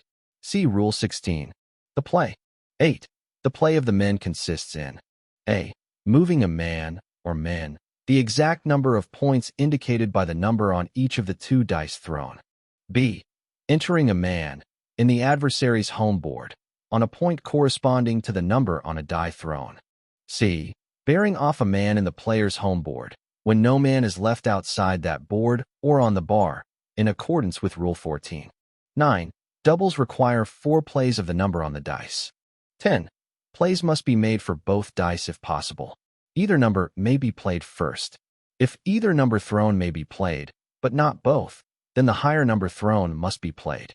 11. No play may be made which lands on a point held by 2 or more of the opponent's men. 12. When a play lands on a point occupied by a single man of the opponent's, such a man is hit and must be lifted from the board and placed on the bar for entry in accordance with Rule 8. 13. A player having a man on the bar may not play any other man until that man has entered. 14. When in a position to bear off, you may bear off a man from a point corresponding to the number on a die thrown or from the highest occupied point, which is lower than the number indicated by a die. If a number is thrown for an unoccupied point, no man below can be borne off for such number, while any man remains on a higher point. You are not required to bear off a man if you are able to move a man forward on the board. Rule 10 applies here as in all other situations. Errors. 15. If an error has been made in the setup, it must be corrected if either player notices it before the second play of the game has been completed. 16. If an error in play has been made, either player might require its correction before a subsequent throw, but not thereafter. Scoring. 17. A game is won by the player who first bears off all his men. A gammon, double game, is won if the adversary has not borne off a single man. This doubles the count. A backgammon, triple game, is won if the adversary has not borne off a single man and has 1 or more men in the winner's home board or upon the bar. This triples the count. 18. Doubling game. The count is raised. A. Automatically. Each tie of the opening throw doubles the previous count. Unless an understanding has been reached as to the method and limitation of automatic doubles, they are not played. B. Voluntarily. Either player may offer the first optional double of the previous count. After that, the right to double the previous count alternates, being always with the player who has last accepted the double. In every case, a double may be offered only when it is the player's turn to play and before he has thrown the dice. A double may be accepted or declined. The refusal of a double terminates the game, and the player refusing loses whatever the count may amount to before the double was offered. The rules of the International Backgammon Association are subscribed to by most of the foremost players in the world. They are in force at the annual tournaments held at Grand Bahama Island and at Las Vegas. Essentially, they derive from the rules prepared in 1931 by the Backgammon and Cards Committee of the Racket and Tennis Club of New York City. Chapter 9. Doubling. The doubling block, also called a doubling cube, is a square die larger than the dice rolled in the game. It is used to double the stakes for which you play. On each face of the cube are numbers 2, 4, 8, 16, 32, 64. Doubling blocks are made of different materials such as opaque plastic, ivory, wood, precious metals, or clear plastic. Some are octagonal in shape. There are now doubling blocks manufactured that start with the number 1. And there are backgammon boards made with 3 holes on the side of the board, or right in the bar, into which the doubling block fits. This eliminates the possibility of the block sliding off the board. The use of the doubling block was invented in this century to add another gambling element to the game. Middle Eastern players are not familiar with its use. The proper handling of the doubling block is a very important part of the game both in money and tournament playing. How to use the doubling block. During the course of the game, one player may gain a small strategic and mathematical advantage through a series of favorable dice rolls. The player must then consider doubling. If he decides to do so, he turns the doubling block, which has been placed in the center of the bar with the number 64 facing up, so that the number 2 is facing up. He then places the cube on the frame that surrounds the board to the left of his opponent. He says, "I double." The opponent should then think whether the doubter's position is too advantageous to take the risk of accepting the double. If the double is accepted, the game will be played for double the stakes originally set. In other words, if you were playing for $1 a game, the stakes are now $2 a game. Generally speaking, a double given early in the game can be accepted more readily than later, when a more definite advantage has been established. One other thing to consider is the fact that should the double be accepted, the person doubling cannot double the next time. The doubling block is now in control of the player accepting the double. In other words, if the acceptee now throws a series of advantageous rolls, for instance, a series of doubles, and in turn finds himself ahead and in a more advantageous position to win the game, he may then say to the original doubler, "I double." The cube would then be turned to number 4. Should the player accept the double, the stakes are then 4 times the original. One can see that during a game where the advantage shifts back and forth, the game could be played for 8, 16, 32, or even 64 times the original stakes. There are several other things to keep in mind when it comes to doubling. If the opponent feels he is too far behind and doesn't wish to accept the double, he then says, "I don't take it." The player giving the double wins the game and the stakes and marks this on the score sheet. People who enjoy figuring odds and who are mathematically inclined should bear in mind the chances they have of winning the game when they are doubled. If the disadvantage of losing one game is only slight, the double may be taken because even though the odds are against the player at that moment, the fact that the doubling block is in his control reduces these odds. A player accepting a double should also, before deciding, make fairly certain that he cannot lose a gammon, double game, or a backgammon, triple game. In considering whether or not to accept a double, keep in mind that the average player has a tendency to accept a double that is not really advantageous. He will chance it, hoping for a roll of good doubles, 5s or 6s, which would put him ahead. Of course, a backgammon player wouldn't be a good player if he didn't possess a certain amount of the gambling spirit. However, if the double is chancy, consider that your opponent's chances for rolling the double 6s or 5s are the same as yours. The only thing that might change this fact is if your dice are running hot. If such is the case, you could risk the double. But if the game is up to 8 on the doubling block, refuse it.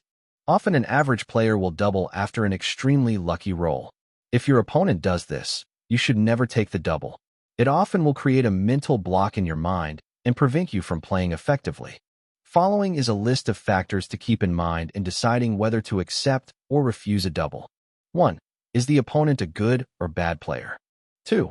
Is he unpredictable? 3. Does he have the habit of refusing close doubles? 4. Are the stakes high enough for him to care? 5. What is the score at that point? 6. Is his position overwhelmingly advantageous? 7. Is the player hot or cold that day? When the game has reached the point where both players are bearing off, as in the following illustration, the doubling strategy is particularly crucial. In this situation, black with one man on his 5-point and one man on his 2-point, or if his position is better, should double. His chances of throwing the proper combination to bear off are in his favor. Chapter 10. Tournament Backgammon. Elimination tournaments. There is no question that backgammon tournaments have proven to be an important factor in increasing the popularity of the game. The competitive element in man's nature is attracted by a tournament, and the possibility of winning large sums of money offers an irresistible challenge and stimulates even greater interest. Backgammon is no different than any other game or sport in that it is very easily adaptable to tournament playing. In fact, it is perhaps more versatile than any other game because it is adaptable to several different types of tournaments. Elimination tournaments are best run for brackets of 16, 32, 64, 96, 128, 192, or 256 players. It is better to have a few less than these numbers, giving several players by. These tournaments are run in the same way as tennis and golf elimination tournaments.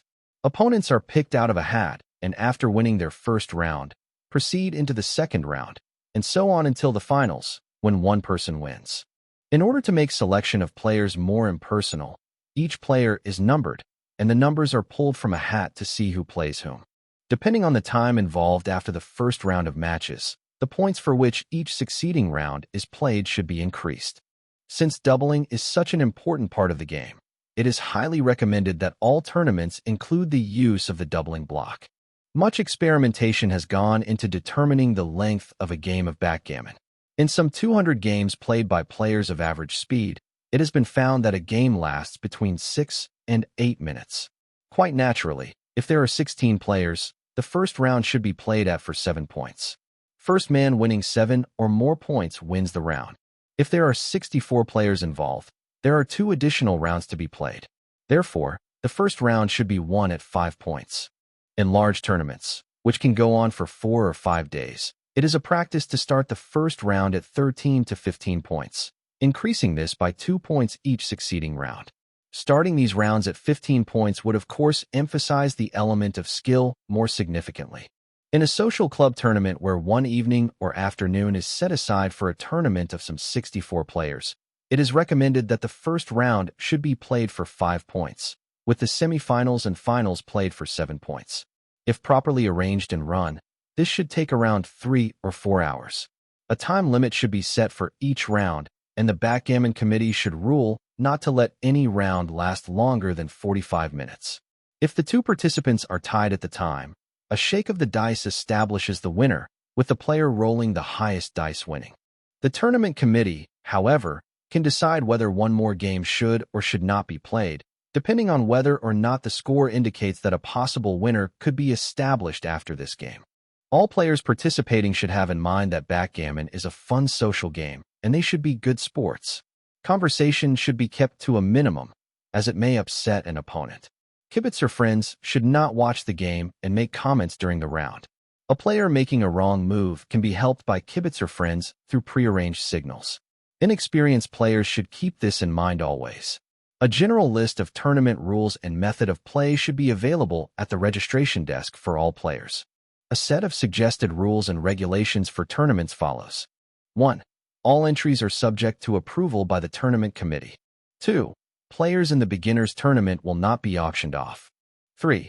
For each player entered, $25 will be allotted to the cash prizes and auction pool. 4. Players are requested to move their pieces with only one hand. 5. Players are expected to be punctual in beginning a round and to play at a pace considered comfortable. 6. A time limit on any round may be imposed. 7. Due to the fact that a backgammon tournament is a pleasant social occasion, players are expected to be cordial and forbearing as well as competitive. For this reason, players are requested to play in comparative silence. 8. Judges may be assigned to any round, and all rounds in the championship flight from the quarterfinals up will be assigned judges. Any player may request that a judge supervise a round. 9. At the conclusion of any game, any player may ask that the dice be put in a cup, rolled out together, and an alternate choice of dice be made. Before the start of the next game, the player making the request is allowed first choice. 10. If any difference of opinion arises, all men shall be left status quo until a judge is ratified. He, with one or more members of the committee, will make any necessary decision. No contesting of play will be considered after the next throw has been made. 11. Cocked dice. If a die is not rolled out flat, both dice must be recast. A player may not offer a double before recasting, as a play is considered begun when the dice are cast, cocked or not.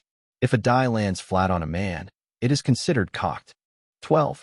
Premature cast. If a player casts his dice before his opponent has completed his move, the dice must be recast. 13. Scoring. Both players should keep score. This rule will not be enforced if both players agree that only one shall keep score. 14. Spectators. Any spectator may be barred from watching a round. All spectators are expected to maintain silence during play.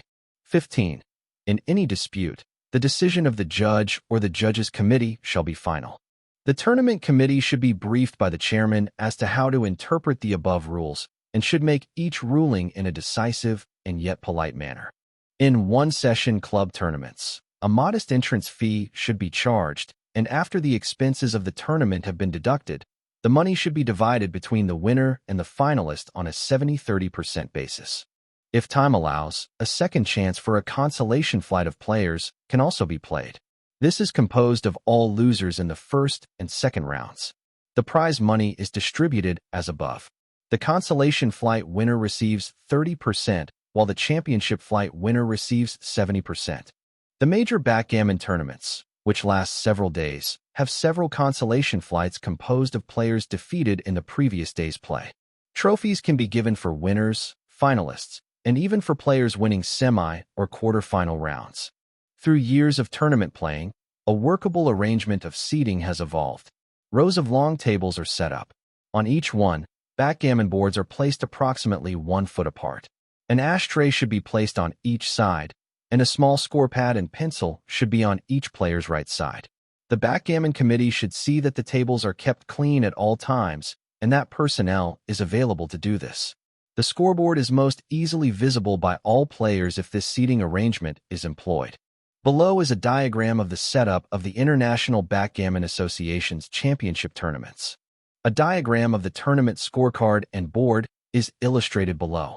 Clubs or groups holding weekly tournaments can add incentive and increase attendance by giving a special prize at the end of each year to the player winning the most rounds for that year. Each player receives 1 point for each round won. The player winning the largest number of single rounds wins this special prize. A small portion of each tournament's receipts can be deducted for this purpose. As for the time of day to start one-session tournaments, it is recommended that this be either at 2 in the afternoon or at 9 in the evening. If people are having lunch or dinner at a club, a 15-minute, a 5-minute, and a 1-minute warning should be sounded. Any player not showing up after a 10-minute grace period should be defaulted. There is no question that luck plays a bigger part in elimination tournament play than in matches between two people simply playing together for money. Therefore, you must adjust your style of play accordingly. Lean more toward luck in determining your moves in such a tournament. Statistics show that in tournaments, average players rolling good dice win more often than the superior players. This encourages the average player and increases his interest in the game. 2. Round-robin tournaments. This type of tournament can be played by any number of players or at home. Large round-robin tournaments. Time allowable for this type of tournament is a factor. If played for the duration of an afternoon or evening, players should be sitting at long tables, one side of which is named North, the other South. Each table should be numbered. North players remain stationary, and South players move to the next highest number after each match. Players sitting at the highest number move all the way to the other end of the table at the lowest number. Each player plays 4 matches. These should be composed of 3 games each. The total number of points won should be placed on the scoreboard opposite the player's name. The one accumulating the most points at the end of the 4 matches wins the tournament. In this type of tournament, the doubling block should not be used, for even if the number of doubles is limited, the winning of 1 triple game could win the tournament. Round-robin tournament play. Experience has proven that in order to win such a tournament, you must win 2 or 3 double or triple games. For instance, in the case of playing 4 matches at 3 games each, the average winner should have approximately 13 or 14 points. This means he must win over 4 points per match. Gauge your style of play accordingly, and take more chances than you would in an elimination-type tournament.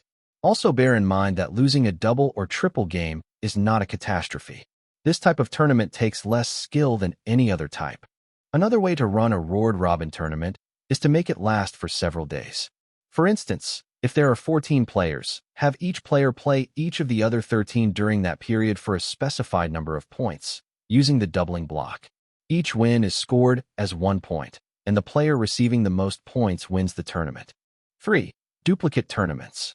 These shouldn't be played with more than 14 or 16 players, because they would take too long to finish.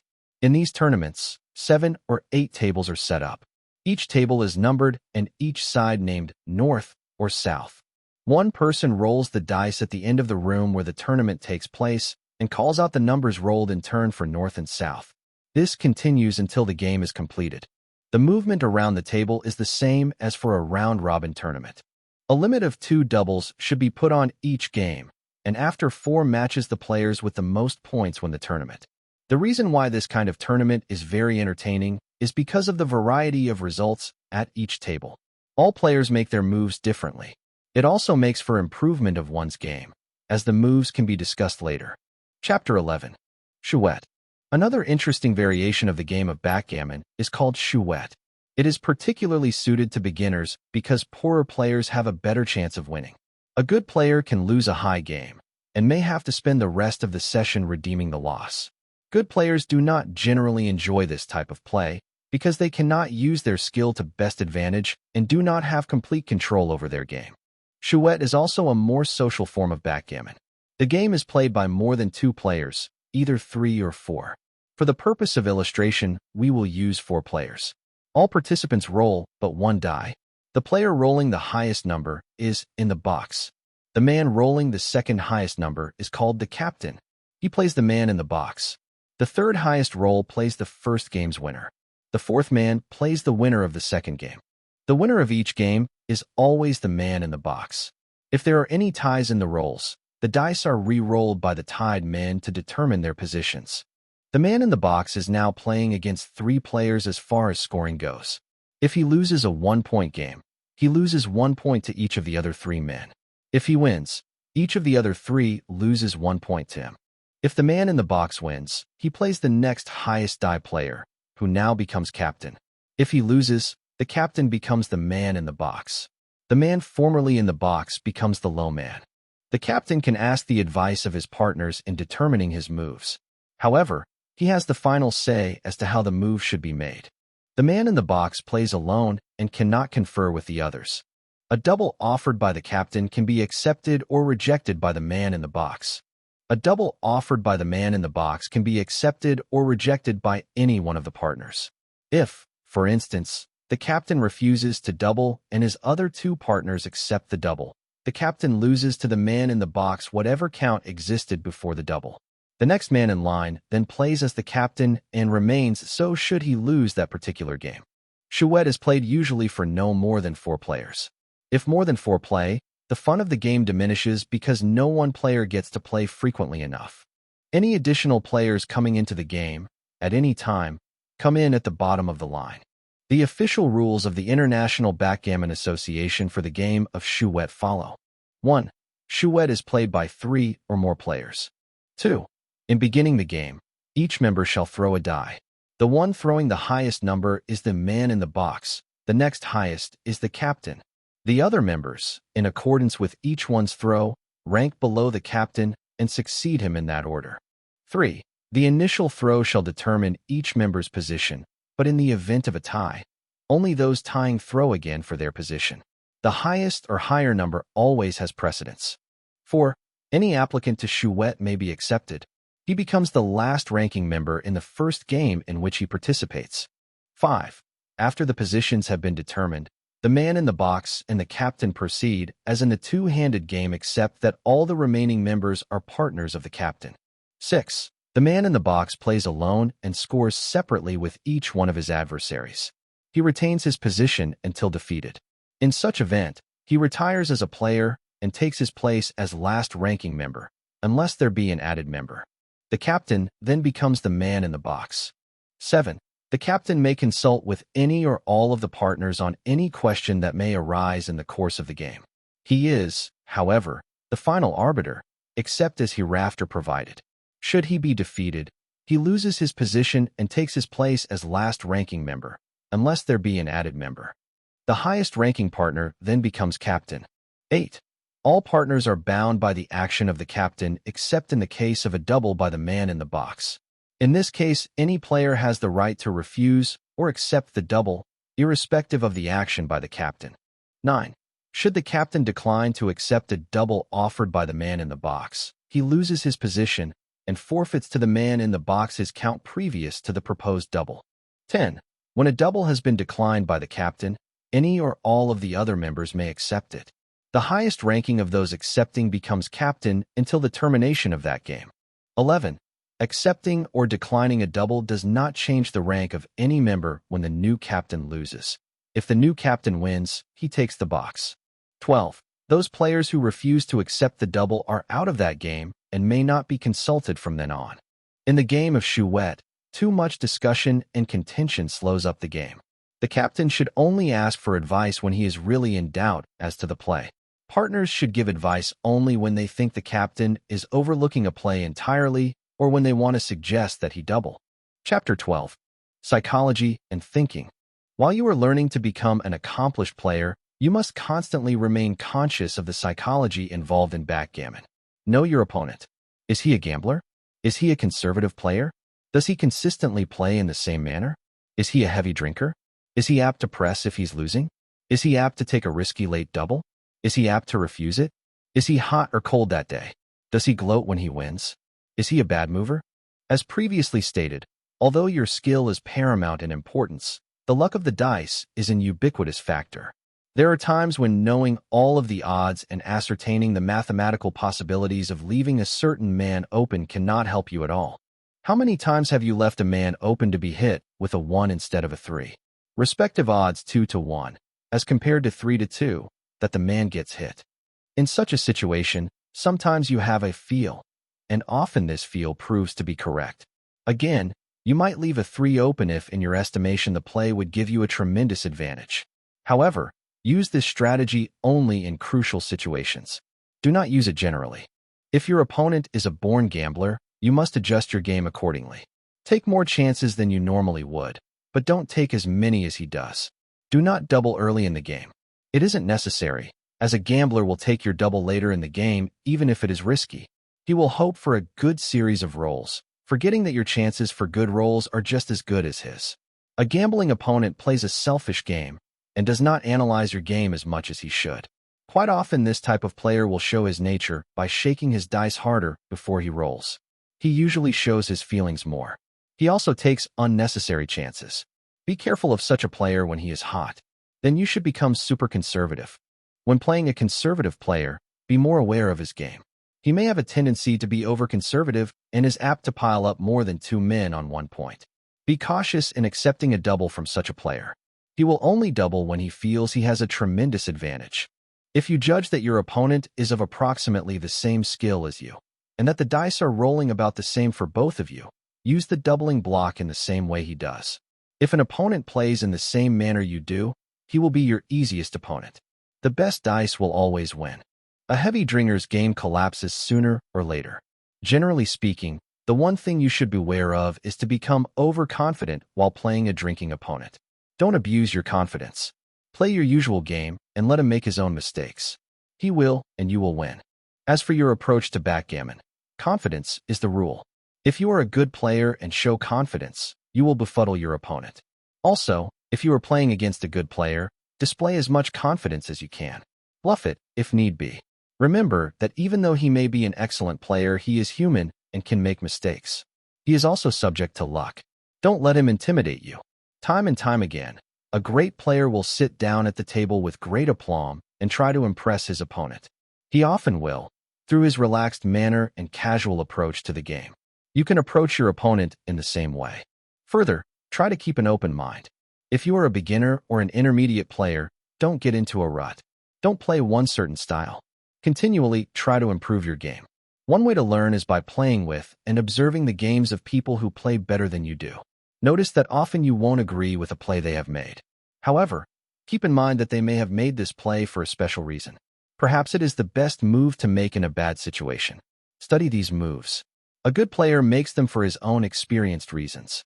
If you see a game in process and one player is burning with fury, realize that it is the game and not the opponent who has driven him to this state. People have been known to become so upset that dice have gone out the window and entire backgammon boards have been thrown into roaring fireplaces. If this should ever happen to you, don't consider it a personal affront. It is strictly the game. Apparently, there is no way of determining just what kind of person will be a good backgammon player. Oswald Jacoby, for instance, the bridge expert, is also an expert backgammon player. However, other bridge experts have been known to flounder disastrously at backgammon. It seems that a person who has a good sense of mathematical chance should do well at the backgammon board. However, this too is often dubious. Computers have been known to play very badly when confronted with human experts. An outstanding backgammon player should be possessed of a good sense of the luck of the dice, a good, solid knowledge of and experience with the game, and a shrewd appraisal of his own game. Perhaps the most important factor in determining a good player is his knowing exactly when to play and exactly when to quit. Chapter 13. Playing for money. Now the part that you've been waiting for, playing for money. One of the best ways to improve your game is to play for money. Nobody likes to lose money, whether in a game, in the stock market, or on the street, and for this reason you will play your best game when money is involved. You should always play for the maximum stakes that you can afford to lose. This subconsciously makes you care and concentrate very carefully on what you are doing, how you are moving your men, and giving or taking doubles. Money play is quite different from tournament play. When you are involved in a tournament, although the ultimate prize may be cash, cash does not hang on each and every game. In money play, each point represents a certain sum. If you can afford to play for $10 or for $100 a point, and you are actually playing for 25 cents a point, you will not concentrate on your game. You will take unnecessary chances and unnecessary doubles just to see how the game will turn out. This is human nature, and the reason also why high-stake players are generally better players than those who play for low stakes. Players who usually play for $10 a point and find themselves in a game at 25 cents a point will invariably lose the game. In the following discussion, it is assumed that you will be playing for the highest stakes you can afford to gamble. If you take chances, such as leaving men open, take them as close to the beginning of the game as is feasible. If you take them later on, minimize the odds of being hit as much as is possible. Do not try to keep a fast pace, as you might well overlook a correct move. At the same time, don't play too slowly, especially if you are losing money. You will have less time to win your money back. Be more aware than usual as to how you stand in the game. Are you ahead? Are you behind? If so, by how much? What is the score? If you are substantially ahead on the score, you may take a chance you wouldn't ordinarily take. Although safety first is a good axiom to follow, do not go overboard and pile up 5 or 6 men on one point. Bring builders around and place them in positions that will enable you to make various points with a great variety of throws. In other words, if you already have 2 builders that will make a point with a 3-in-1 roll, try not to place your men so that you will have a choice of another 3-in-1 point if you can possibly bring a man around with the same roll to create a point with a 3-and-2 roll. In the long run, a player basing his game on minimizing the odds will win. This, of course, is not the only factor. Strategy and the overall play are important. Few players possess the same temperament. Some will gloat when they win. Some may be upset when they lose. Human nature doesn't usually allow us to keep these feelings to ourselves. If a player is in a losing streak, he must minimize his losses. This is true in any form of gambling. Limit your losses and never limit your winnings. In other words, if you find your dice running cold, don't take chancy doubles. If you are in a winning streak, do just the opposite. The best thing to do when you are losing is to lay off for a few days. When you are winning, play as much as you can. A good money player never gets upset. There is always the next game. It is no different than if you have had a bad hole in a golf game. There is always the next hole. Several years ago, 2 exceptional players were approaching the end of a game. They were playing for $200 a point. Player A was, at that stage of the game, 34 points behind. He doubled his opponent from an 8 to a 16 game. In order to win the game, player B had to roll a minimum of a 5 and 4. He quietly thought for 2 minutes, then took the double. The odds of rolling this combination or better were stacked against him. He rolled a 6 and 5 and then went on to win the game. He won by 50 points or $10,000. In deciding to take the double, he realized that should he roll the proper combination, he would be ahead 32 points or $6,400. He also knew that he was hot that day and that his opponent was cold. He also knew that his opponent would be very upset by being 50 points behind. This would give him an additional edge for the rest of the session. All things considered, he took the double. He came out of the session winning over $25,000. As far as backgammon goes, the ageless axiom, never gamble with strangers, couldn't be more true. If you don't know how a person plays, start with small stakes and later adjust accordingly. All money matters in backgammon should be settled immediately after a session. If this isn't done, a chain reaction can start among players with only IOU notes exchanged. Never increase your stakes when losing, and especially if you are already playing for your maximum stakes. The chance of getting into deep water is not worth it. Several high-stake players have done this and lost an entire year's winnings in one session. Should you be a loser, take it in stride. There's always another game. If you're a good player, your winnings and losings will eventually average out. Above all, learn to know just how good you are. Never play an expert for a long period of time, thinking that you will clip him. You may beat him in a few games, but you will never come out on top in the long run. For some of us, it is hard to judge capabilities of other players. Ask friends whose opinions you respect about other players' abilities. When you are playing for money and there is little difference in the score, the situation may occur that one of the two players in a two-handed game, or one of 4 or 5 in chouette, may fall far behind. This situation will affect the mood of the game. The person behind will take risky chances and bad doubles. If you are on the winning side of this coin, consider that you have a good chance of winning even more. If you are losing, keep in mind the basic thought in all forms of gambling. Minimize your losses. The average person will almost always think his luck or the odds will change in his favor. Odds do not change. Luck sometimes does. However, psychologically you are almost certainly bound to make mistakes and lose more. Most backgammon fans play in their own community. And in this community there are always beginners, intermediates, and advanced players. Learn to feel where you fit in, and then never play head-to-head or maximum stakes against someone who is better than you are. In some circles, clubs, or areas, when playing for money, it is sometimes the custom to impose an automatic double if on the first roll both players throw the same dice.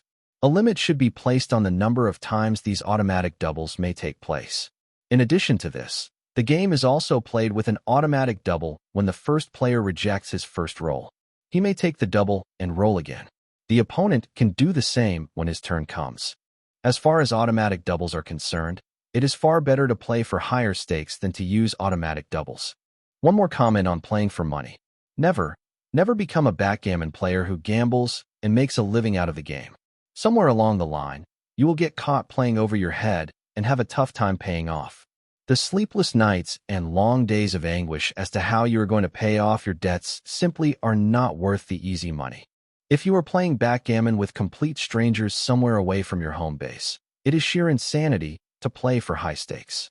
Regardless of how you may feel about the people or the place, always play for whatever low stakes are TCU. This may mean $1 a point, or it may mean $10 a point. This is a good way to test your opponent's skill. However, be cautious, for he may be playing a bad game purposely, waiting to get into higher stakes. Should this happen to you, casually either drop the stakes or stop playing. And further, if you do not know your ground, beware of hustlers. One of the most audacious examples of hustling occurred a few years ago to one of the top players in the world. In the middle of the game, he excused himself to go to the John, and upon returning noted that double fours had been moved while he was gone. Speaking of crust, women are prone to hustlers as they are to fortune hunters. This type of hustler will usually escort 1 or 2 ladies around and eventually will start teaching them the game. The stakes will be low, 25 or 50 cents a point. When these women become fascinated with the game, the stakes go up. They think they are getting good at the game and play. This is the point where the hustlers take over. Before long, these women have lost sizable amounts of money. The situation may be slightly different for one lonesome female soul. She may have been playing the game for several years, though she hasn't improved very much. Her ego may have been built up, she may need companionship, and $25 to $50 a point may not mean much to her. The hustler involved may have great charm and a dazzling personality. He will also egg her on and flatter her game. She may win at first. However, before long, she will get clipped as well. Hustlers abound in the game of chouette. Silent partners may be splitting the stakes. You may find yourself in a 4-handed game with yourself as the sucker. These hustlers may even ask your advice on moves and so forth, splitting the stakes behind your back. In the long run, they'll get you, because it is all planned strategy. A far better way to play chouette is to declare partners at the beginning of the game. In this way, all is above board and nobody gets hurt. Another type of hustler may very well be in your social circle. He will use his position in a very civilized manner. However, eventually he will find a sucker. He usually keeps the pigeon to himself, not spreading him around unless he has to. He plays head-to-head once in a while and will play in chouette with him. Mr. Sucker is allowed to win a little money here and there and to win a sizable amount every now and then. However, the hustler is keeping a running tab on the amount won and lost. This may go on for months or years. In the long run, the sucker may lose a sizable amount of money over a long period of time. Occasionally, as in all gambling games, hustling takes on a sinister tone. In one case, it had a surprise ending. One of the great players was in Europe with a friend. One of the boys from the crime syndicate approached them and suggested a game with two Middle Easterners who were staying at the resort. The game was set, and the two Middle Easterners played the great player's friend. Middle Easterners are not familiar with the use of the doubling block in backgammon, and these two, despite their great confidence in their ability and their backing from the crime syndicate, had little familiarity with the use of it. The friend had skill, but little money. With even dice and the friend's skill with the doubling block, he walked off with $9,000. Easy prey for not only the hustler, but the advanced player as well, is the club champion. Most players who have won a club tournament will have an inflated idea of their game. They are easy marks for the great player, the pro, and the crook. It is advisable to avoid succumbing to the flattery of being challenged by the great players. Wait until you are as solid as the Rock of Gibraltar before taking on this kind of serious competition. Chapter 14. Variations of the game of backgammon. Multism. In this game of Turkish origin, both players come their men in the same manner. The game is distinctly different from conventional backgammon in that men are not sent home. The primary strategy should be to create a prime in order to block your opponent. Following this, running and bearing off are in order. The play starts with each player rolling one die. Highest roll wins the first play. The winner then rolls 2 dice to determine his first move. Both players must get to their own outer board with their first man before moving a second man from the starting point. 2 setups for the game are illustrated below. Setup number 1. Setup number 2. A sample game, Multism. White has won the first roll. He rolls 6 and 5. White moves 1 man from his starting point, Black's 12 point, to Black's 1 point. Black then rolls 4 and 6. Black moves 1 man from his starting point, White's 12 point, to White's 2 point. White then rolls 2 and 6. White moves a 2 from Black's 1 point to his own 11 point, and a 6 from his starting point to Black's 6 point.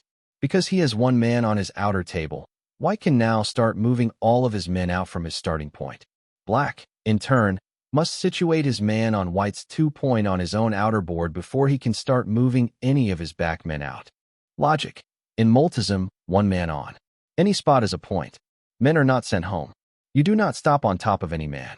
The key to strategy in this game is to create a prime in order to block your opponent. However, one of the rules of the game is that you cannot create a prime commencing at the starting point of your opponent. In this section of the board, you must leave 1 point open. In other words, you must have a break in your prime. Obviously, you should try to get as many men as possible moving from your starting point. In so doing, you will have more men available to play with and consequently will have more of a chance to create a prime along the way. To create a prime on your opponent's home board is ill-advised, for by the time he brings his men to his outer board waiting to come in, you are farther from home than he is. Plakoto. In Greece, several different variations of the game are played. The game of backgammon as we know it here is called portis in Greek, meaning doors.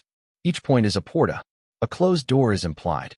The game of Plakoto is distinctive in that you can stop on an opponent's man, but you cannot remove him from the board. You leave your man on him, and he cannot move until you move your man off.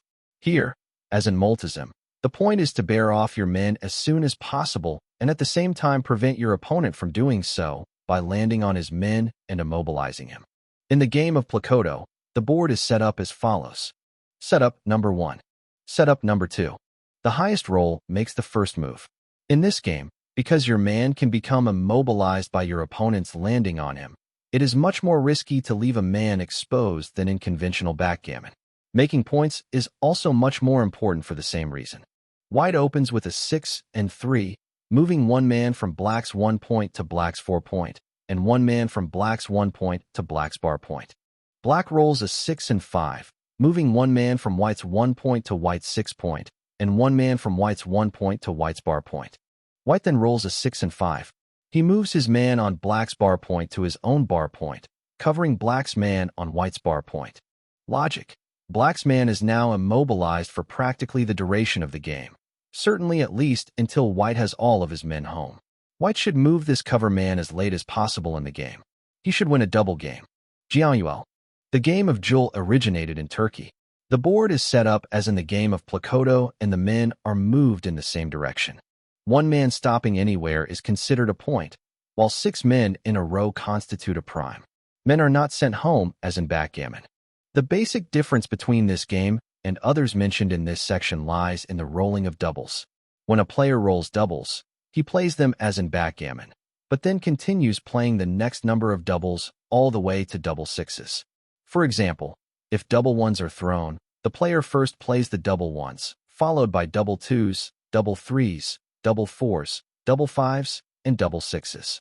If double threes are thrown, the player plays the double threes, followed by double fours, double fives, and double sixes. All of these moves are made before the opponent makes his next roll. Playing consecutive doubles at the beginning of the game presents no problems.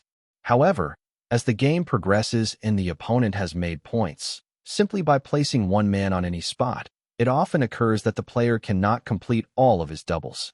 In that case, he forfeits the rest of his doubles to his opponent. For example, assume that one man has rolled double threes.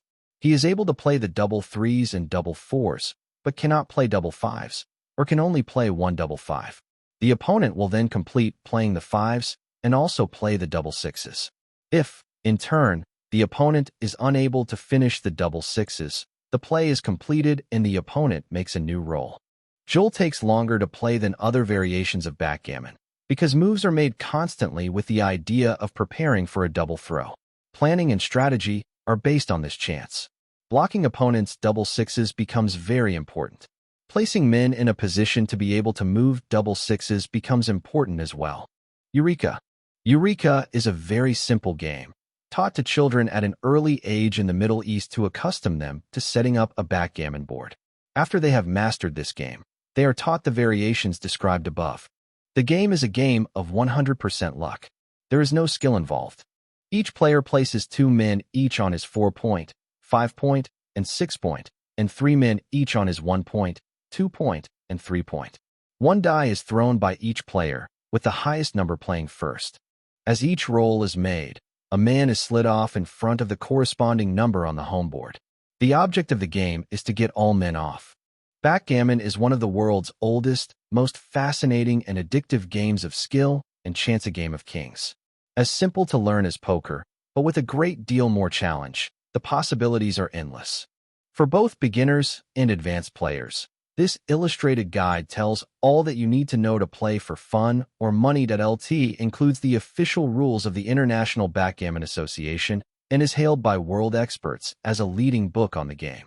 Prince Alexis Obolensky is credited as the inventor of the first systematic method of teaching the game.